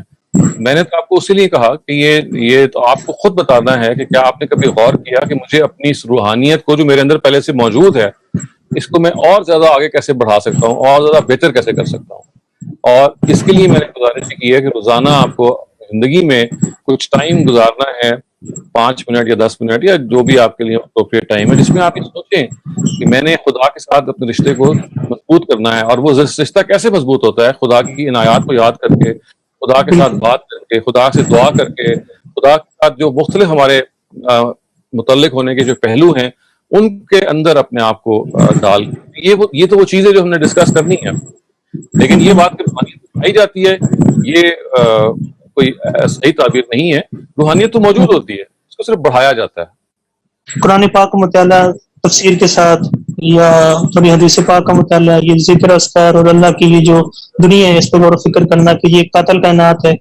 مطلب ایک طرف دیکھا جائے تو بہت زیادہ ہیٹ ہے وہاں جیسے مرکری اور وینس میں، اور دوسری طرف انتہائی ٹھنڈ ہے مارس وغیرہ میں. لیکن ہماری کائنات کو اللہ تعالیٰ نے ہماری دنیا کو، اس دنیا میں جو چیز آتی ہے وہ رحمت بن جاتی ہے. اتنا رحمان رب ہے. پھر اس کے ساتھ جو میرا وہ تعلق ہوتا ہے کہ وہ میرے ہر انگ انگ میں ہے، اس پہ غور و فکر کرنا. تو یہ ہے میرا روحانیت کا جو پہلو ٹھیک ہے، بالکل ٹھیک ہے. یہ آپ نے اچھی چیزیں بعض وقت بتائیں گے. غور و فکر کرنا اور خداوند تعالیٰ کی نشانیوں کی طرف اپنا آپ کو متوجہ رکھنا، یہ ایک طریقہ ہے. لیکن اس کا تقاضا یہ ہے کہ اس پہ آپ یعنی پابندی کے ساتھ ہمیں ٹائم نکالیں روز کہ ہم اس پہ غور کریں، کیونکہ اسی سے خدا کے ساتھ ایک زندہ تعلق پیدا ہوتا ہے. ورنہ دیکھیے نماز اور جو باقی چیزیں جو آپ میں فرض کی گئی ہیں وہ تو آپ اصل میں فرض کو ادا کر رہے ہیں خدا کی طرف سے. تو وہ الگ سے ایک خداوند تعالیٰ کی طرف سے ایک واجب چیزوں میں سے ہے.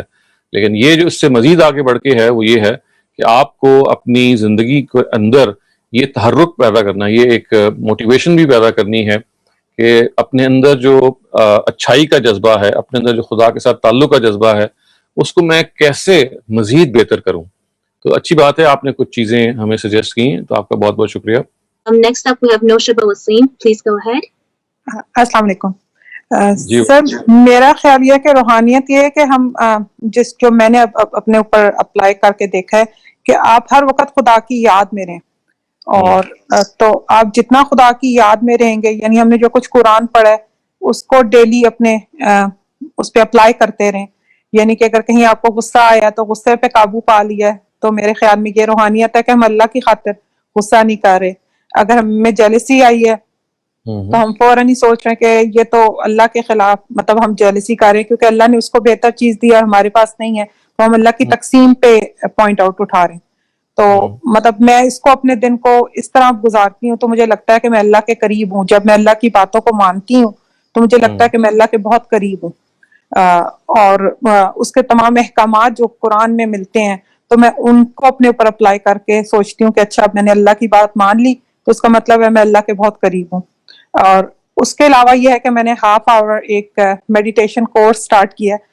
2 کے یہ وہ جو میڈیٹیشن گروپ ہے وہ اسلامک نہیں ہے، لیکن ان کا مین کنیکشن جو ہے وہ یہی کہتے ہیں کہ خدا سے اپنے آپ کو جوڑو اور مطلب کہیں اور ایکسپیکٹیشن نہ رکھو، مطلب دنیا کی چیزوں میں اپنے آپ کو انوالو نہیں کرو، جو کچھ ہے وہ خدا اور تمہارے درمیان ہے. تو اس نے مجھے بہت خدا کے قریب کیا ہے. مطلب حتیٰ کہ وہ ہندو مذہب ہے، برہمن ان کا ہے، لیکن ان کا بلیو یہ ہے کہ خدا ہے. تو اس گروپ کو جوائن کرنے سے میڈیٹیشن کے وہ جس طرح ایکسپلین کرتے ہیں تو انہوں نے مجھے بہت خدا سے جوڑا ہے. اور مجھے اپنے دن میں جو میں ہر لمحے فیل کرتی ہوں کہ اچھا وہ میرے ساتھ ہے، میں اس کی خاطر یہ کر رہی ہوں، تو مجھے لگتا ہے کہ میرا اس سے کنیکشن زیادہ قریب ہو گیا.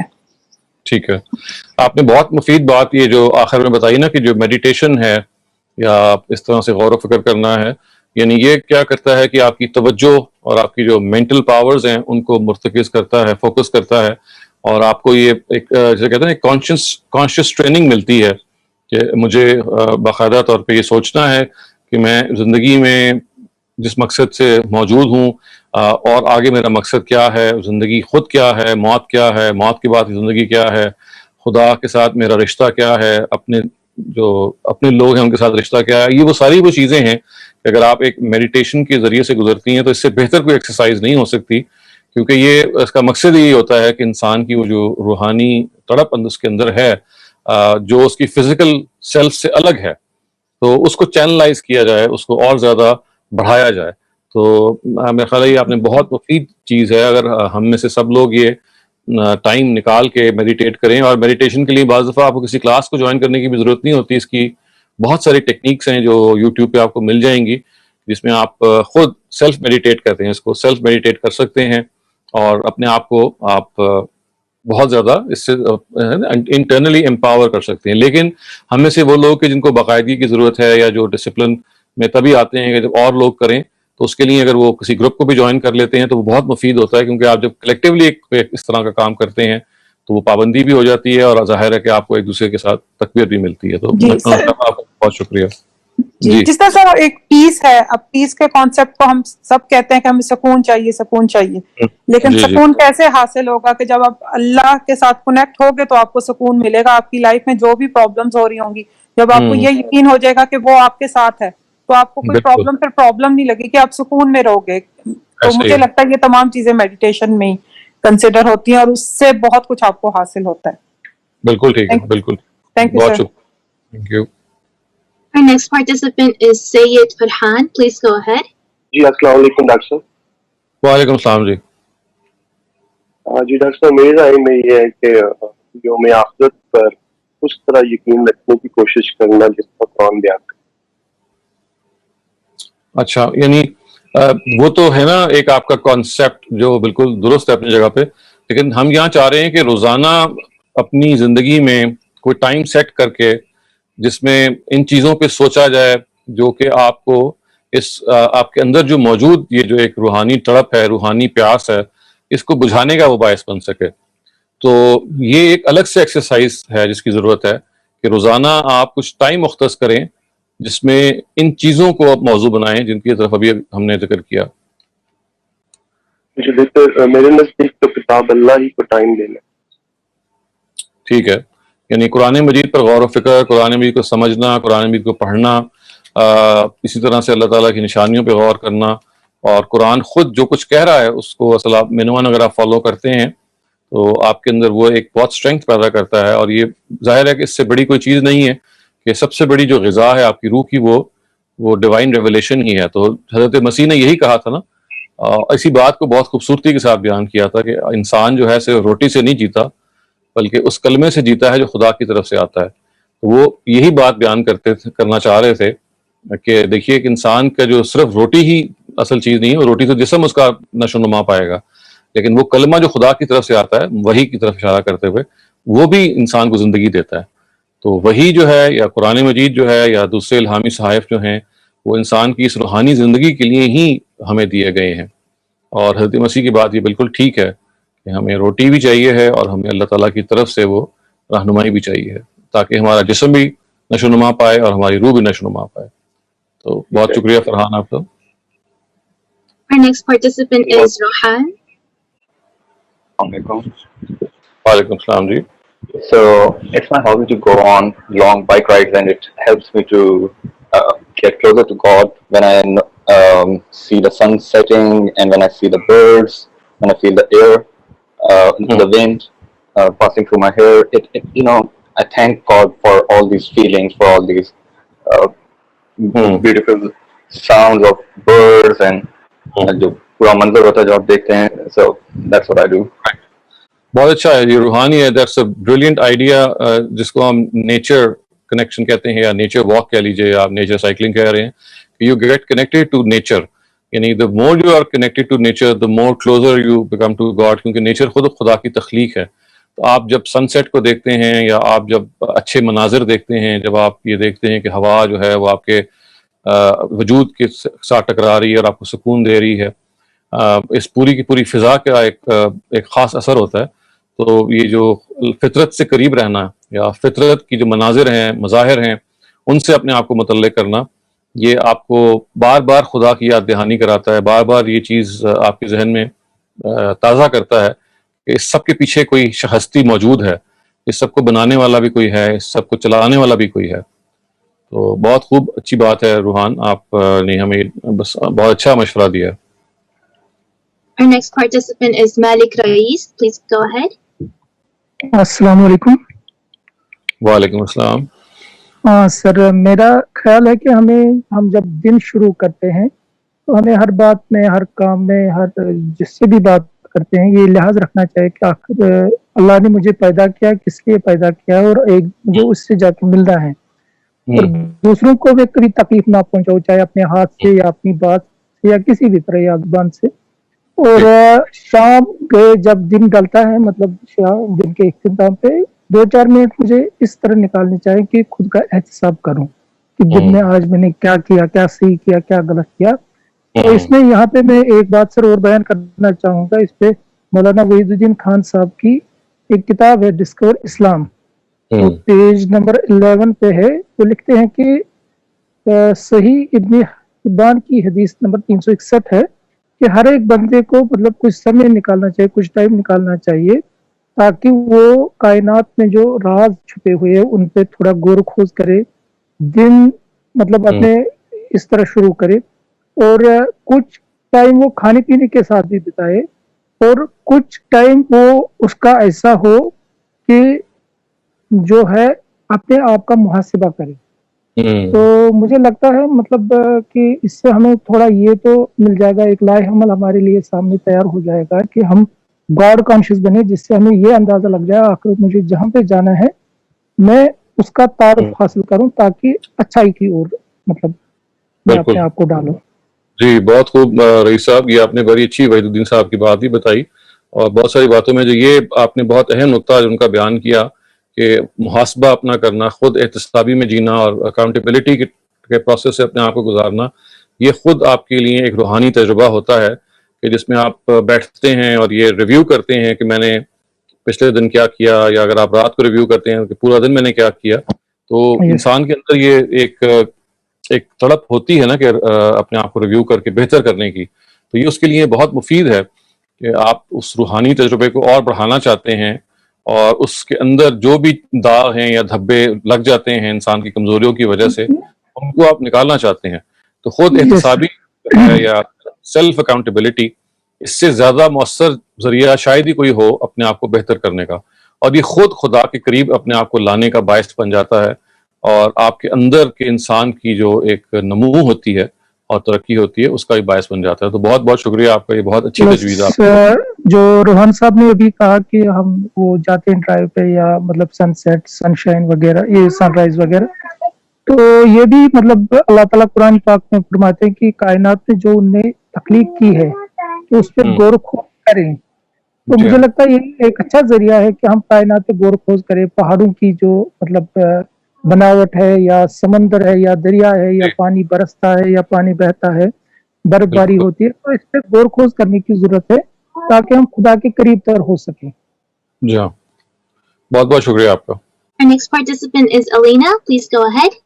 Actually, somebody told me that you must recite Alhamdulillah, thinking about various things, 100 things continuously at one time, thanking God apart from the prayer. So that brings me very closer to God. Right. بڑی اچھی بات ہے کہ آپ ایسی چیزوں کی طرف توجہ کریں کہ جس میں آپ کو خدا نے کچھ دیا ہے، تاکہ آپ کے منہ سے الحمدللہ نکلے. الحمدللہ کا مطلب ہے اللہ کا شکر ہے. جب ظاہر ہے آپ خدا کا شکر ادا کریں تو وہ صرف یہ نہ ہو کہ زبان سے کر رہے ہیں، بلکہ وہ اگر فیکچول ہو کہ کوئی چیز آپ امیجن کریں یا آپ کے سامنے ہو کہ بھی دیکھیں فلاں چیز سے مجھے فائدہ ہوا ہے، تو آپ خدا کو اسی وقت کہتے ہیں کہ اللہ تعالیٰ کا شکر ہے. تو اگر آپ روزانہ ایسی 100 چیزوں کے بارے میں سوچ سکیں یہ تو بہت غیر معمولی بات ہوگی. لیکن اگر اس سے کم پہ بھی آپ اکتفا کر لیں کہ جس میں آپ خدا کی جو فیورز ہیں، ان کی جو بلیسنگز ہیں وہ اپنی نگاہوں کے سامنے لے آئیں. سب سے بڑی دیکھیے، میں کبھی کبھی سوچتا ہوں اور ذکر بھی آپ سے کرتا رہتا ہوں کہ آنکھوں سے بڑی کیا بلیسنگ ہو سکتی ہے. ہم آنکھوں کی جو نعمت ہے، آنکھوں کی جو ایک حیثیت ہے ہماری زندگی میں، ہم اس کو ٹیکن فار گرانٹیڈ لے لیتے ہیں. لیکن کبھی ان لوگوں سے پوچھیے جن کے پاس آنکھیں موجود تھیں اور پھر ان سے لے لی گئیں یا بیماری کی وجہ سے چلی گئیں. ایک تو بورن بلائنڈ ہوتے ہیں, ان کو تو پتہ نہیں ہے کہ سائٹ کسے کہتے ہیں, لیکن خاص طور سے وہ لوگ جو دیکھتے ہیں لیکن بعد میں ان کی آئی سائٹ چلی جاتی ہے. تو کتنی بڑی نعمت ہے یہ آنکھیں, اور ان کے نہ ہونے سے ہم کیا کیا چیزیں ہیں جو نہیں کر پا سکتے. تو یہ بڑی اچھی آپ نے توجہ دلائی کہ ہمیں خدا کی عنایات کو بار بار اپنے سامنے لانا چاہیے اور اس پر خدا کا شکر ادا کرنا چاہیے, جس سے آپ کی جو اپنے روحانی وجود کے اندر ایک افزونی پیدا ہوتی ہے. تو بہت شکریہ آپ کا Aneela. We also have Samra Chaudhry from Facebook. They mentioned that they think that if you sajda shukr every day is also a beautiful way of feeling connected with Allah throughout the day. بہت اچھا, بہت. سمرا چودھری آپ نے بہت ہی عمدہ بات بتائی کہ یہ جو سجدہ ہے, ایک سجدہ وہ ہے جو آپ نماز میں کرتے ہیں, وہ تو ظاہر نماز کا حصہ ہے, لیکن الگ سے بس آپ جب بھی آپ کو یہ فیلنگ ہو تو آپ بس سجدہ میں گر جائیں, چاہے جا نماز پہ ہو چاہے وہ بے شک فرش پہ ہو, کیونکہ وہاں آپ کے اندر ایک کا جو اندر کا انسان ہے وہ دیکھیے آپ کی جو سب سے جو عزت والی جگہ ہے آپ کے جسم کی, وہ آپ کی پیشانی ہے, وہ آپ کا فور ہیڈ ہے. اس کو آپ نے زمین پہ رکھ دیا, خدا کے آگے ٹیک دیا, اور یہ بتایا کہ میں اپنے آپ کو خود آپ کے آگے جھکا رہا ہوں, اس لیے کہ میری حیثیت ہی یہی ہے کہ بڑا تو ہے اور میں تیرے آگے کچھ بھی نہیں ہوں, سارے معاملات تیرے سپرد ہیں. تو خدا کے ساتھ تعلق یا اس روحانی فیلنگ کو اگر آپ نے واقعی گیج کرنا ہے تو this is one of the very very effective measures کہ آپ عام, اور اس کے لیے وضو کی بھی ضرورت نہیں ہوتی, جب آپ محسوس کرتے ہیں کہ بھئی آپ نے خدا سے کنیکشن حاصل کرنا ہے تو you just prostrate your self, اور اس طرح سے آپ سجدے میں گر جاتے ہیں. بہت اچھی سجیشن ہے آپ کی Samra Chaudhry, thank you. And then now we currently don't have any more raised hands for the discussion, so I'll move over to the Q&A. And starting with questions from last week, do you have a few words to conclude the discussion before that? I think we've had enough discussion, but just maybe a couple of words that کہ ہمیں جو روحانی جو زندگی کے حوالے سے اس کا اہتمام ضرور کرنا چاہیے خواتین حضرات. میں ایک مثال سے آپ کو سمجھاؤں گا کہ دیکھیے ہم فزیکل فٹنس کے بارے میں کتنے حساس ہوتے ہیں. ہم ایک فزیکل فٹنس کو حاصل کرنے کے لیے اپنی ڈائٹ کے بارے میں بہت کانشیس ہوتے ہیں, یا ورک آؤٹ کے بارے میں, یا جم ہوتا ہے جس جا کے ہم we want our body to be trimmed. تو یہ اپنی جو ایک فزیکل اپیرنس ہے اس کے بارے میں وی آر ویری کانشیس, اور ہونا بھی چاہیے. تو اگر آپ یہ مان لیں کہ آپ کی ایک روح ہے تو we have to be spiritually conscious as well. So we need a spiritual gym, we need a spiritual workout, and we need spiritual food as well. تو جو فزیکل ریکوائرمنٹ ہے وہ اسپرچوئل ریکوائرمنٹ بھی ہے. اگر physically جم آپ کو چاہیے تو اسپرچولی بھی آپ کو ایک جم چاہیے. آپ کو فزیکلی اگر کھانا چاہیے تو اسپرچولی بھی کھانا چاہیے. اگر آپ کو فزیکلی اپنی آپ کو مینٹین کرنا ہے تو اسپرچولی مینٹین بھی کرنا ہے. تو spiritual fitness, so there is one thing which is called physical fitness and there is another thing which is called spiritual fitness. So if we are to really grow in life, so we have to be physically fit and we have to be spiritually fit. تو آج کی بات کا ٹیک اوے یہی ہونا چاہیے ہماری discussion کا کہ فزیکل فٹنس کے ساتھ ساتھ اسپرچوئل فٹنس بھی ہمارا ٹارگیٹ انشاءاللہ ہم آئندہ سے کوشش کریں گے کہ رکھیں. So we now can move on to the question and answer session. Thank you, Dr. Salim. So a couple of questions from last week before I get to the questions from today. The first question is, a person performing prayers continuously and also doing sins such as watching films or movies which are prohibited and contaminate the soul, that person who repeats this process continuously, are their prayers accepted because they're not abstaining from these things despite the repeated attempts? نہیں, hopefully انشاءاللہ دیکھیں acceptance خدا کی طرف سے ہونی چاہیے, because you see all of us are people who are prone to weaknesses. ہم سے غلطیاں ہو جاتی ہیں, لیکن اگر ہم ایک طرف سے غلطیاں کر رہے ہیں دوسری طرف سے نماز پڑھ رہے ہیں تو یہ کوئی دے آر ناٹ کانٹرڈکٹری. اس کا مطلب صرف یہ ہے کہ ہمارے اندر دونوں ہی جو سینٹیمنٹس ہیں وہ موجود ہیں. ایک سینٹیمنٹ ہے اچھی بات کرنے کا, اچھائی کرنے کا, ٹو ڈو گڈ, اور وہ دوسرا جو ایول سینٹیمنٹ ہے وہی موجود ہے. تو دیر از اے ٹسل وچ از گوئنگ آن. تو this is no case of hypocrisy as most people would think کہ یہ تو ہپوکریسی ہے کہ آپ ایک کام غلط بھی کر رہے ہیں اور ساتھ نماز بھی پڑھ رہے ہیں. نہیں, آپ اس وقت اسٹرگل کر رہے ہیں. You see the biggest thing is that this is a conflict which is now happening. ایک طرف یہ ہے کہ وہ کانفلکٹ میں اندر آپ کی جو اچھائی کی قوتیں ہیں, your own conscience tells you to thank God, to pray, to do all those good things, تو ان کو کرنا چاہیے, اور دوسری طرف ظاہر ہے ایول بھی ہے. تو اب جو کرنے کا کام وہ یہ ہے کہ آپ اسپرچولی فٹ کریں اپنے آپ کو, make yourselves more spiritually competent, تاکہ جو اچھائی کرنے کے جو انسٹنسز ہیں وہ زیادہ ہونے شروع ہو جائیں. اسی یہ کبھی نہیں ہوگا کہ برائی ختم ہو جائے گی, برائی کرنے کے مواقع کم ہونے شروع ہو جائیں گے. تو یہ کہنا کہ بھئی آپ غلط کام کریں گے ہی نہ اگر آپ نے نماز پڑھنی ہے تو ممکن نہیں ہے. یہ ہم فرشتے تو نہیں ہیں. ایک کانفلکٹ ہے جو ہم سب کے اندر موجود ہوتی ہے, اس میں اچھائی ساتھ چل رہی ہوتی ہے برائی کے. What we need to do is that we need to increase the instances of good works and good deeds. اس وجہ سے don't get discouraged, don't get put off, and this is one of the worst things that can happen, that you give up on your own self. اور آپ یہ کہیں کہ جی چونکہ I'm good for nothing, کہ I'm doing both these things, میں نماز بھی پڑھ رہا ہوں اور پڑھ رہی ہوں اور یہ غلط کام بھی کروں. نہیں, یہ ایک دن آئے گا کہ جب آپ کا یہ کی نماز انشاءاللہ جیسے جیسے آپ اس کے اندر جو سجیسٹڈ چیزیں ہیں you try to increase them, آپ کی نماز اس جگہ پہ آنا شروع ہو جائے گی کہ it will try to stop you from other evil things. لیکن اگر آپ نماز پڑھنا ہی چھوڑ دیا تو اس کا مطلب ہے کہ you have got no chance now to combat evil. تو اس وجہ سے they can and they should go on side by side. The only thing is that we would like to increase the instances of goodness. Dr. Salim, I worry that they were talking about normal films or movies and not, not X-rated or R-rated movies.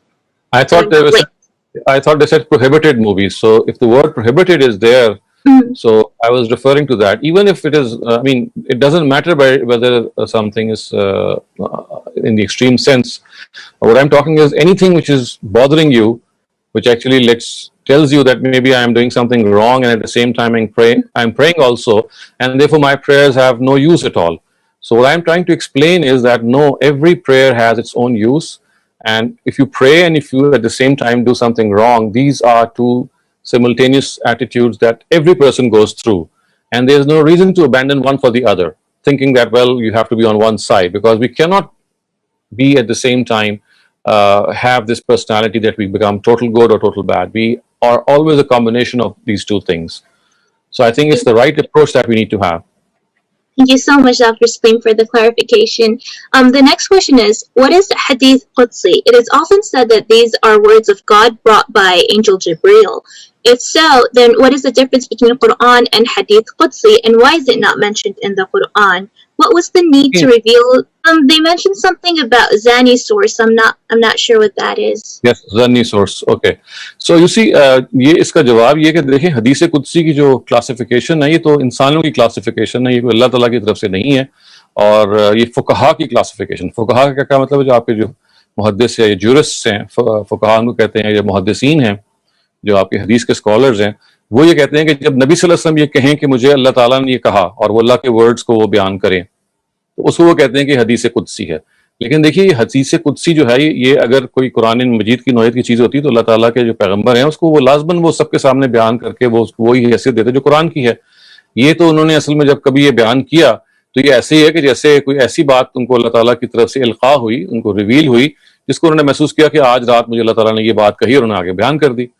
تو اس وجہ سے اس کا قرآن سے کوئی تعلق نہیں ہے. یہ نبی صلی اللہ علیہ وسلم کا خدا کے ساتھ جو ایک مکالمہ کانورسیشن چلتی رہتی تھی, اس میں جو بعض باتیں اللہ تعالیٰ وربیٹم ان کو کہتے تھے, ان کو کہتے تھے کہ اللہ تعالیٰ نے یہ فرمایا. تو یہ فرمانا بھی جو ہے وہ اللہ تعالیٰ کی طرف سے نبی صلی اللہ علیہ وسلم کو جو بتایا گیا ان کی پرسنل انسٹرکشن کے لیے ہوتا تھا. آگے وہ منتقل کیسے ہوا, صحیح ہوا یا نہیں ہوا, یہ سارے وہی معاملات ہیں جو حدیث کے معاملے میں پھر پیدا ہو جاتے ہیں. جیسے انہوں نے کہا کہ چونکہ حدیث ظنی ہوتی ہے, ظنی کا مطلب ہے اسپیکولیٹو ہوتی ہے. We don't know whether these words were exactly said by God. I mean, they were reportedly said or exactly said, and that too in what way. تو اس وجہ سے یہ جو کانٹینٹ کا خدا کی طرف سے ہونے سے کوئی فرق نہیں پڑتا, کیونکہ وہ جو کنٹینٹ کا خدا کی طرف سے ہونا ہے وہ اللہ تعالیٰ اور رسول صلی اللہ علیہ وسلم کے درمیان ایک تعلیمی بات تھی. یہ تو پھر جب رسول صلی اللہ علیہ وسلم نے صحابہ سے کہا کہ میں نے آج یہ بات اپنے رب سے سنی, تو صحابہ نے made an effort to try to communicate that. The Prophet never asked the Sahaba to do so. And when they did so, تو پھر ظاہر ہے وہ حدیث کے سارے معیارات پہ اس کو پورا اترنا ضروری ہے کہ وہ کس نے بیان کی, کہیں صحیح بات کو سمجھی گئی, سنی گئی, تو حدیث کے معیارات پہ اس کو پرکھا جائے گا. چنانچہ حدیث قدسی ہو یا حدیث غیر قدسی ہو, ان آل کیسز جو حدیث کو سمجھنے کے معیارات ہیں اس سے اس کو گزارنا ضروری ہے, اور تبھی ہم اس کے بارے میں کوئی رائے قائم کریں گے. Mahan Mafia, please go ahead. سر میرا جو ایک ہی سوال ہے اور بڑا اہم سوال ہے کہ can we see God in this world, کیونکہ یہ تو سب کہتے ہیں کہ فزیکلی تو اللہ کو نہیں دیکھا جا سکتا، حضرت موسیٰ کا واقعہ جو قرآن میں بیان ہوا ہے، لیکن وہ کہتے ہیں میڈیٹیشن کر کے خواب کے ذریعے ہم خدا کو دیکھ سکتے ہیں. جیسے احمد بن حنبل امام کے بارے میں کہا جاتا ہے کہ انہوں نے اپنی زندگی میں 25 دفعہ اللہ کو دیکھا. اور ایک قصۃ الانبیاء میں بھی قصہ ہمارے امام صاحب نے بھی پچھلے جمعے کو سنایا تھا کہ وہ ایک بزرگ جاتے ہیں خانہ کعبہ حج کرنے، تو دیکھتے ہیں کہ کعبہ بھی موجود ہے، لوگ بھی موجود ہیں، کہتے ہیں میرا حج نہیں ہوا. پھر اگلے سال دوبارہ جاتے ہیں، وہ کہتے ہیں اب صرف کعبہ ہوتا ہے لوگ نہیں ہوتے، کہتے ہیں ابھی بھی میرا حج نہیں ہوا. تیسرے سال جاتے ہیں تو کعبہ بھی نہیں ہوتا، لوگ بھی نہیں ہوتے، اللہ ہوتا ہے، کہتے ہیں ہاں میرا حج ہوا ہے. تو کیا ہم دیکھ سکتے ہیں اللہ کو خواب میں؟ اس کے بارے میں آپ بتا دیں. تو بہت ساری قصے کہانیاں ہیں، ایسی کوئی بھی چیز نہیں ہے. احمد بن حنبل ہوں یا جو بزرگ آپ بتا رہے ہیں، یہ سارے ان کے بارے میں قصے ہیں جو مشہور ہو گئے، حقیقت نہیں ہے. قرآن نے جب فیصلہ کر دیا کہ لا تدرکہ الابصار، نگاہیں اس کو پا نہیں سکتی، تو یہ فیصلہ اب قرآن کا ہے. اس کا مطلب ہے دنیا میں آپ خدا کو نہیں دیکھ سکتے، اور اگر دیکھ سکتے ہوتے تو سب سے پہلے حضرت موسیٰ جنہوں نے خواہش کی تھی خدا کو دیکھنے کی، وہ دیکھ پاتے، وہ بھی نہ دیکھ پائے. تو اس وجہ سے یہ بات تو بالکل قرآن نے واضح کر دی نا کہ آپ کی نگاہیں اس کو دیکھ نہیں سکتی. جب الفاظ کہہ دیے کہ لا تدرکہ الابصار، یور آئیز کی ناٹ سی ہم، اس کا مطلب ہے یو کی ناٹ سی ہم. اس کے علاوہ جو کچھ ہے کہ آپ میڈیٹیشن سے یہ کریں، یہ سب وہ چیزیں ہیں کہ جو انسان کی وہ خواہش ہے خدا تک پہنچنے کی اور خدا سے معاملہ کرنے کی. اس وجہ سے اس سے ہمیں بالکل الگ رہنا چاہیے اور قرآن کے فیصلے کو ماننا چاہیے کہ اللہ تعالیٰ کا دیدار اگر حاصل ہوگا تو آخرت ہی میں ہوگا، دنیا میں نہیں ہو سکتا. Farhan, you're next. Please go ahead. جی السلام علیکم ڈاکٹر صاحب. وعلیکم السلام. جی ڈاکٹر صاحب، سورہ صفات کی آیت نمبر 107 ہے، وَفَدَيْنَاهُ بِذِبْحٍ عَظِيمٍ. اس پر مشکلات کا سامنا ہے جو اس کا ترجمہ کیا گیا ہے. جان تو لینا کبھی مقصود نہیں تھا، تو پھر فدیہ کس بات کا؟ نہیں، یہاں تو جو فدیہ ہے وہ صرف ایک فیگوریٹو سینس میں ہے. فیگوریٹو سینس کا مطلب ہے ایک اعتباری چیز ہے. یعنی فدیے سے مراد یہ ہے کہ اللہ تعالیٰ نے اصل میں تو صرف امتحان کیا تھا، اور امتحان میں جان بھی لینا مقصود نہیں تھا. تو جب جان لینا مقصود نہیں تھا تو مطلب یہ صرف اس کو بتانے کے لیے کہ دیکھے کہ اصل چیز تو تھی وہ آپ کو اس چیز کی آمادگی کی طرف اظہار کرنا کہ آپ نے اپنے بچے کو ڈیڈیکیٹ کر دیا ہے. لیکن آپ سے تو یعنی اتنا ہی تقاضا تھا، لیکن آپ نے تو آگے بڑھ کے قد صدقت رویا، آپ نے تو خواب کو سچ کر دکھایا. تو جب آپ نے خواب کو سچ کر دکھایا اور آپ نے خواب کو سچ کرنے کے بعد ذبح کرنے کی طرح بڑھے، تو گویا خدا نے تو یہ مانگا ہی نہیں تھا، یہ تو چاہا ہی نہیں تھا. تو جب چاہا نہیں تھا تو پھر خدا نے کہا کہ اس بات کو، ایک اتنی عظیم کام آپ نے کیا کہ اللہ تعالیٰ کی اس بات کی تعویل نہیں کی اور آگے بڑھے، تو اس کو ایک ایسی عظیم قربانی کی شکل میں باقی رکھنے کے لیے اللہ تعالیٰ نے نیابتاً اس کو اختیار کر لیا اور یہ کہا کہ اچھا اب یہ انسان کے بدلے، انسان کی قربانی تو ظاہر مقصود نہیں تھی، اب یہ جانور کی قربانی جو آپ کرو گے یہ اس طرف ہمیشہ آپ کو یاد دلائے گی کہ اصل میں یہ جان کا فدیہ ہے. گویا کہ مقصد یہ ہے کہ جب آپ جانور کو قربان کرتے ہیں تو آپ یہ بتاتے ہیں کہ اے خداوند تعالیٰ، کل اگر میری اپنی جان کی ضرورت ہوگی تو میں اس کے لیے حاضر ہوں. تو جب یہ کہا گیا کہ فَفَدَيْنَاهُ بِذِبْحٍ عَظِيمٍ، تو یہ اس مفہوم میں فدیہ نہیں ہے جس مفہوم میں فدیہ کا لفظ بولا جاتا ہے، بلکہ یہ اس مفہوم میں ہے کہ اللہ تعالیٰ نے حضرت ابراہیم کے اس جذبے کو دیکھ کے کہ انہوں نے دریغ نہیں کیا اپنے بیٹے کی بھی جان لینے کے، خداوند تعالیٰ نے اس کی ایک یادگار مقرر کر دی، اس کی جگہ پہ ایک جانور کو رکھ کے یا جانور کو دے کے کہ دیکھیں اب اس جانور کی قربانی جو ہے وہ ہر سال اگر ہم عید کے موقع پہ جب کریں گے تو حضرت ابراہیم کے اس عظیم کارنامے کی یاد دلائے گی آپ کو. تو یہ اس طرح سے بیان ہوا ہے. تو فدیے کا لفظ جو ہے وہ ہمیشہ زبان کے قاعدوں کے لحاظ سے دیکھنا چاہیے، وہ جس موقع پہ جہاں پہ اپلائی کرتا ہے اسی کے لحاظ سے ان کو اس کو انٹرپریٹ کرنا چاہیے. تو یہاں یہ اگر آپ اجازت دیں تو میں تھوڑا سا ایکسپلین کرنا چاہوں گا، اگر آپ اجازت دیں. جی فرمائیں. اچھا ڈاکٹر صاحب، ایسا ہے کہ جیسے آپ نے فرمایا کہ قد صدقت رویا، تو اللہ تعالیٰ نے ابراہیم علیہ السلام کی قربانی بینا ایسی طرح قبول فرما لی ہے کہ جیسے انہوں نے حلیم بیٹا قربان کر دیا ہو اللہ کی راہ. خیال ہے کہ یہ بذبح عظیم جو ہے اس قربانی کا نام دیا گیا ہے. اور یہ جو آگے والی آیت ہے ان ھذا لہو البلاء المبین، یعنی جس کو اللہ تعالیٰ بڑا امتحان کہہ دیں وہ الفاظ میں تو شاید بیان نہیں ہو سکتا. اور یہاں پہ وفدینہ کرینہ ہے کہ یہ ابراہیم علیہ السلام کی طرف ہے کہ اللہ تعالیٰ نے اپنی رحمت سے ان کو اس بڑے امتحان میں رہائی بخشی ہے اس عظیم قربانی کے بدلے. چونکہ یہ سارا خطاب بھی ابراہیم علیہ السلام کے ساتھ ہے، تو یہ چونکہ کوئی بھی امتحان ہو، چاہے انبیاء علیہ السلام ہو، تو اللہ کی رحمت کے بغیر اس سے نکلنا مشکل ہوتا ہے. تو کرینہ ہے کہ یہ جو اس میں وفدینہ کی ضمیر ہے وہ ابراہیم علیہ السلام کے لیے ہے، نہ کہ اسماعیل علیہ السلام کے لیے. اور چونکہ چپائیوں کی قربانی تو پہلے سے ہی فرض ہے، تو ایسا نہیں ہو سکتا کہ وہ پہلے عظیم نہ ہو تو اب عظیم ہو جائے.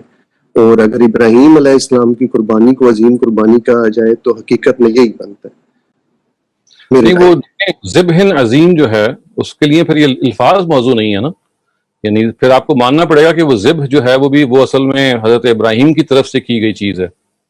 یعنی یہاں پہ تو ذبح عظیم کا جو قرینہ ہے وہی بتا رہا ہے کہ یہ تو اصل میں سرتا سر جس کو فدیہ دیا گیا، جس کو روکا گیا، وہ تو اس انسان کی جان کو تھا.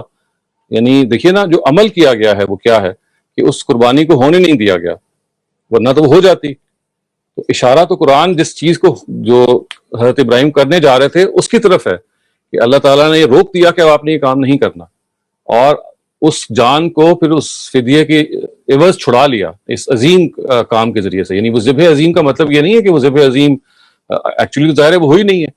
تو اسے کو ہم کہتے ہیں علامہ یعول الیہ، یعنی کسی لفظ کو اس کے نتیجے کے لحاظ سے تعبیر کرنا. کہ ذبح عظیم تو اس نے تب ہونا تھا کہ وہ ذبح ہو جاتی، تو یہ لفظ کو بعض دفعہ نتیجے کے لحاظ سے تعبیر کر لیتے ہیں. یہ ایسی ہے کہ دیکھیے مثال کے طور پہ ایک شخص جب میڈیکل کالج میں داخل ہوتا ہے، ابھی تو اس نے ڈاکٹر بننا ہے 5 سال کے بعد، تو آپ اسے کہتے ہیں یار ڈاکٹر، حالانکہ ابھی وہ پہلے سال میں ہوتا ہے، لیکن نتیجے کے لحاظ سے چونکہ اس نے ڈاکٹر بننا ہوتا ہے تو آپ اس کو ڈاکٹر بھی کہہ دیتے ہیں. یہی معاملہ اور بھی چیزوں میں ہے. تو یہ علامہ یعول الیہ کا مطلب یہ ہوتا ہے کہ بعض دفعہ آپ نتیجے کے لحاظ سے کسی کی تعبیر کر لیتے ہیں.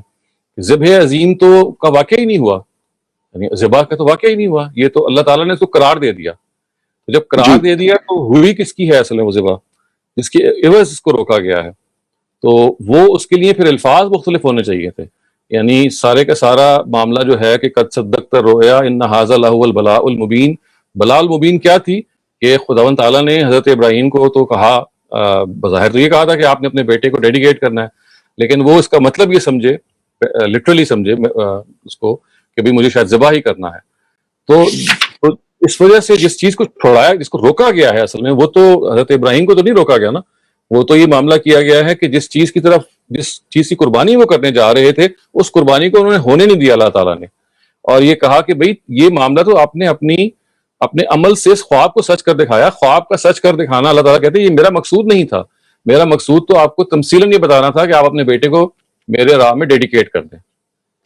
یہاں اصل میں جو پورا قرآن مجید کا فلو ہے وہ تو حضرت ابراہیم کی اس قربانی جو کہ نہیں ہوئی، جس کو ذبح عظیم قرار دے دیا، اس کے حوالے سے یہ کہا گیا ہے کہ دیکھیے آپ کو ہم ہرگز یہ نہیں چاہتے تھے کہ آپ اپنے بیٹے کو قربان کریں. آپ اس طرف بڑھ گئے ہیں تو اب ہم نے اس کی جگہ پہ آپ کو ایک دوسرا متبادل دے دیا ہے کہ اب آپ ایک مینڈے کو قربان کریں، یا ایک اس عظیم قربانی کو کے عوض میں اب آپ کو اپنا بیٹا تو بہرحال قربان نہیں کرنا، اس کی جگہ پہ اللہ تعالیٰ نے ایک اور سنت کو جاری کر دیا ہے.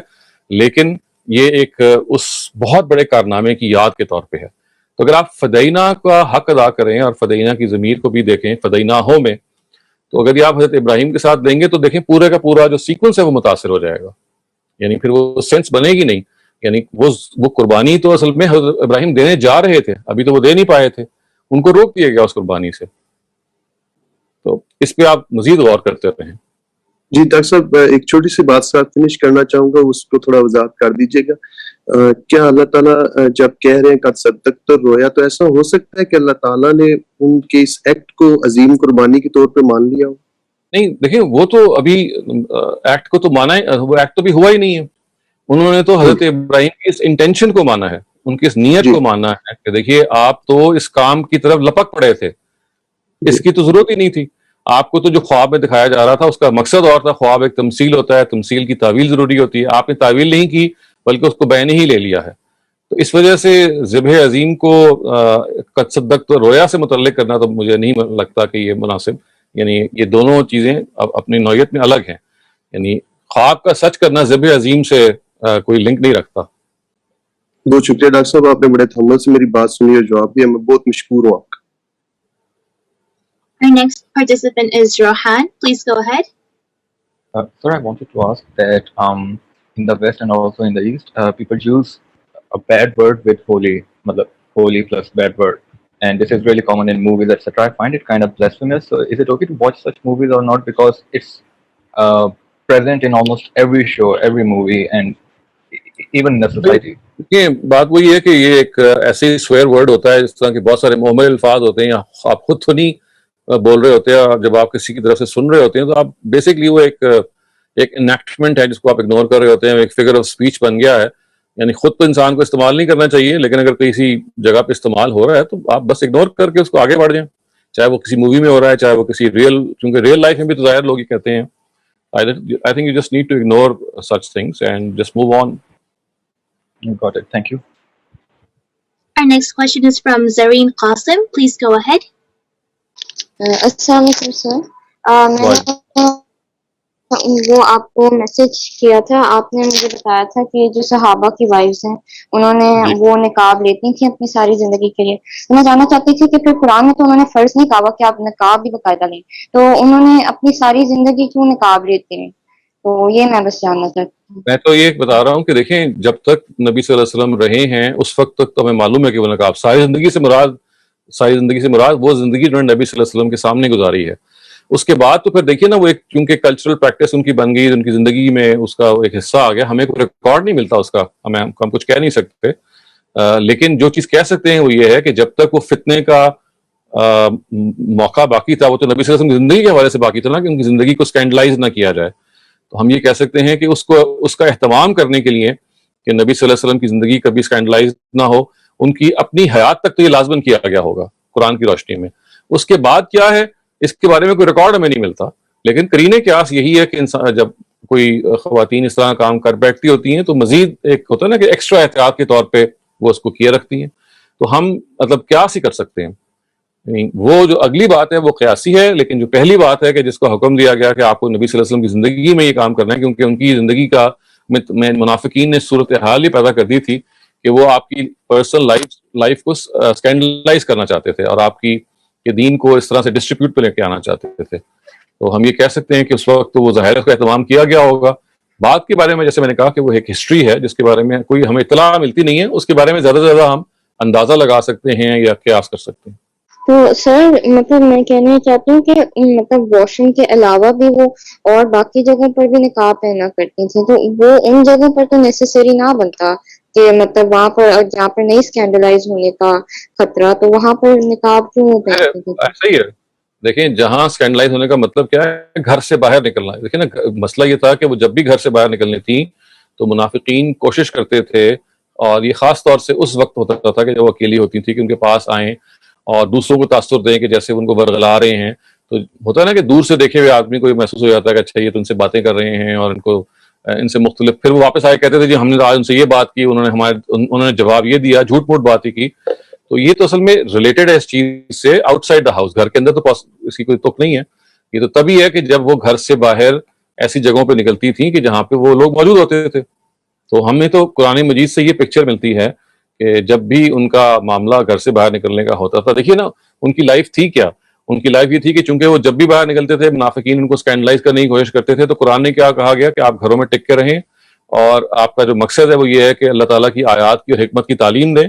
وَاذْكُرْنَ مَا فِي بُيُوتِكُنَّ کے الفاظ آتے ہیں نا کہ آپ اللہ تعالیٰ کی آپ کا مقصد یہ ہے کہ یو آر ٹیچرز، بطور ٹیچر کے let other people come to you. کیونکہ جب آپ باہر جائیں گے تو یہ جو منافقین ہیں یہ چاہتے ہیں کہ کسی طرح سے آپ کے اوپر مختلف الزامات لگائیں اور نبی صلی اللہ علیہ وسلم کی جو زندگی اور ان کی جو مشن ہے اس میں داغ ڈالیں.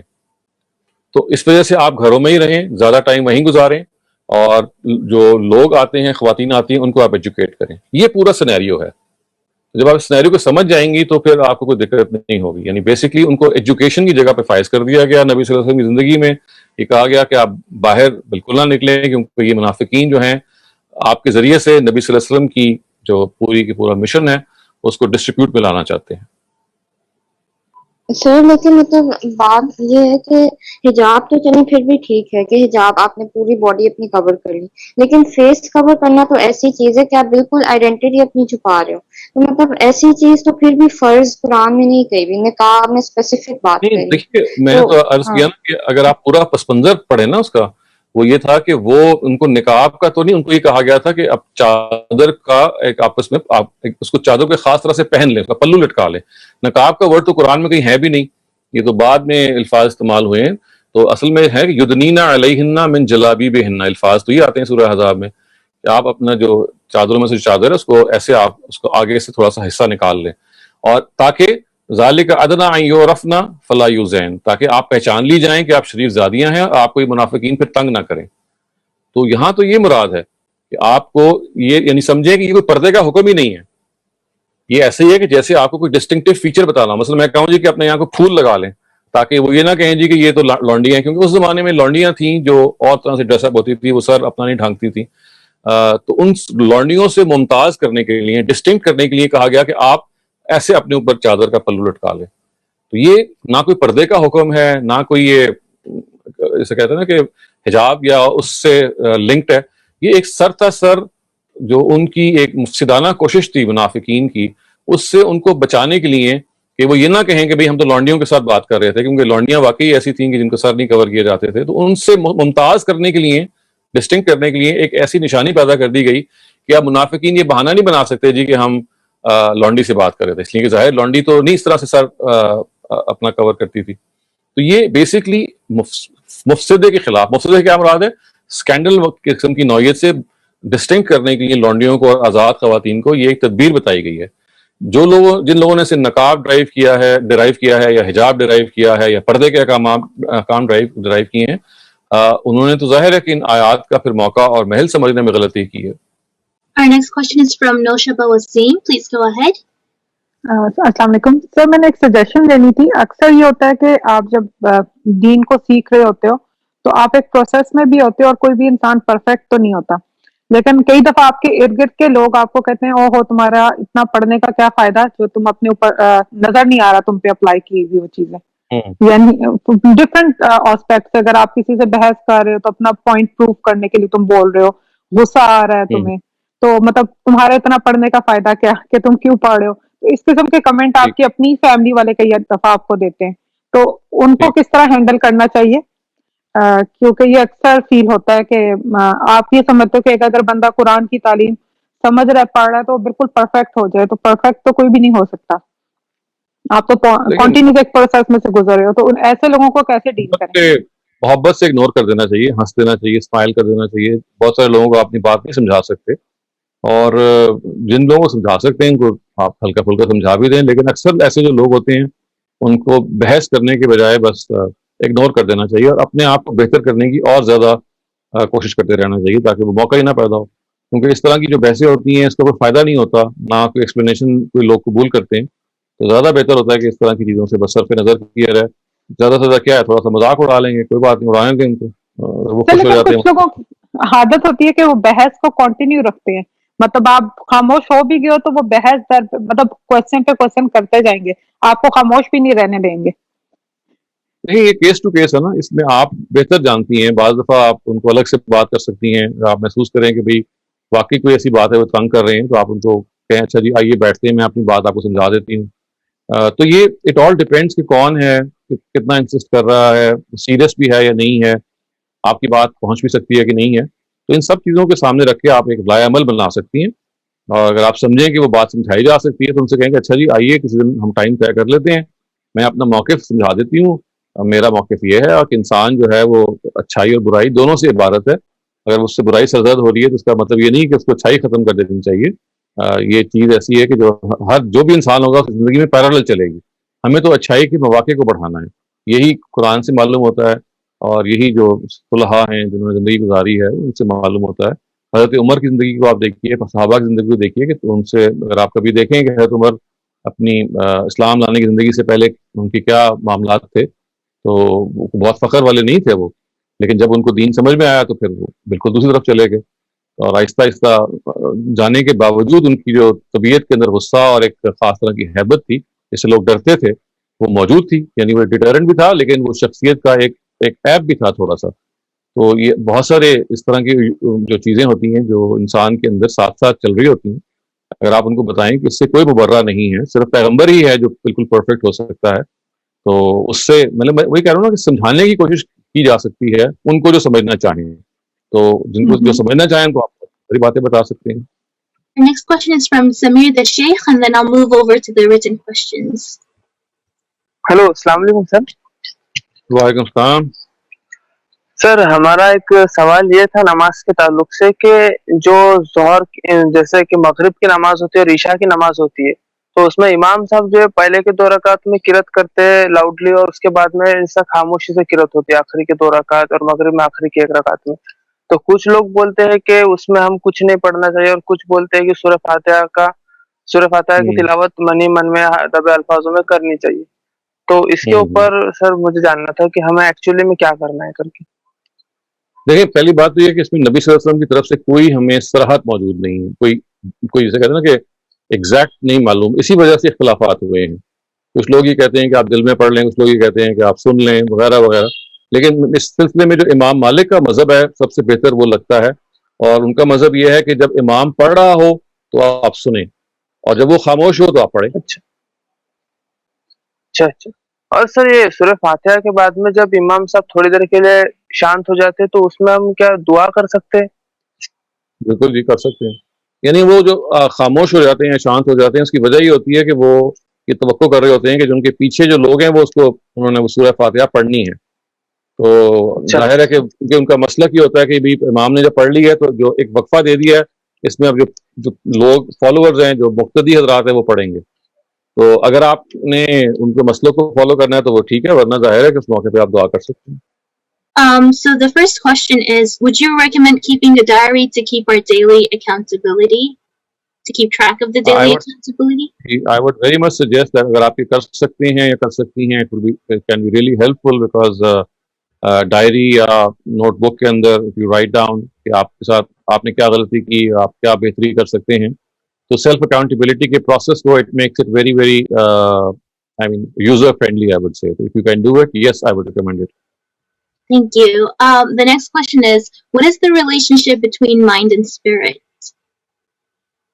It depends کرتا ہے what you mean by spirit. If you probably their spiritual. اگر آپ سول کو بات کر رہے ہیں تو مائنڈ تو اصل میں is the center of your intellect. تو آپ کا جو your own physical being جو ہے اس کا جو سینٹر ہے وہ مائنڈ ہے, and your spiritual being اس کا جو سینٹر ہے وہ ہارٹ ہے. تو your spiritual center is heart and your physical center is your mind, from which your physical activities are controlled. Thank you for the clarification. The next question is family planning allowed in Islam, and if it is done with proper care, like due to education or the prosperity of the children? Yes, it is allowed. There is no reason to disallow it. Family planning جو ہے یہ بات کہ آپ نے family کو plan کرنا ہے according to the time that you have available, according to your lot of your own things that you have in mind, your pattern in life, resources that you have, ان سب کو سامنے رکھ کے آپ you can plan a family, اور this is not a sun at all. ہر وہ چیز جس میں اللہ تعالیٰ نے آپ کو پلاننگ کے بارے میں عقل دی ہے وہ ہی expects you to follow that. اور یہ کام کسان روز کرتا ہے. Your farmer when he tills the soil he knows کہ سوئل جو ہے اس میں کتنا کھاد ڈالنی ہے, کتنا مینیور ڈالنا ہے, کتنا وہ سیڈز وہ لے سکتا ہے, کتنا اس کو ریسٹ دینا ہے, وہ عقل استعمال کرتا ہے نا. تو یہ بتا رہا ہے کہ اللہ تعالیٰ یہ کہتے ہیں کہ یہ جو آپ کے ذریعے سے کام ہونے ہیں, اگر آپ ان کو صحیح طریقے سے نہیں کریں گے تو فصل خراب ہو جائے گی. تو یہ سبق ہے اس چیز کا کہ when you plan a family, you should think about your wife's health, the space between the children, the time that you can give. All these things have to be calculated and followed. Thank you, Dr. Salim. The next question asks, many people don't marry Sayyid outside of caste. What does Islam say about it? Absolutely baseless baat hai, ye galat concept yaad ho gaya. There is no such thing. You can marry any Muslim, whether a Sayyid or non-Sayyid. This distinction is totally, it has no foundations. Thank you, Dr. Salim. The question after that asks, some scholars presume doing Qasbandi zikr morning, evening is compulsory. Then they describe the way of doing zikr. What does that mean? They also prove that it fulfills the continuity or amli tawatur.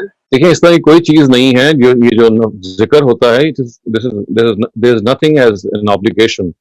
تو قرآن نے تو یہ کہا ہے کہ وَاذْكُرُوا اللَّهَ كَثِيرًا, آپ اللہ کو زیادہ سے زیادہ یاد کریں. زیادہ سے زیادہ کا مطلب ہے ہر آدمی اپنے حالات کے لحاظ سے کرے گا, the circumstances, the situation, the time that he has, the availability of his mental availability, سب چیزیں ہیں. تو جو ریکمنڈیشن ہے وہ یہ کہ as much as you can.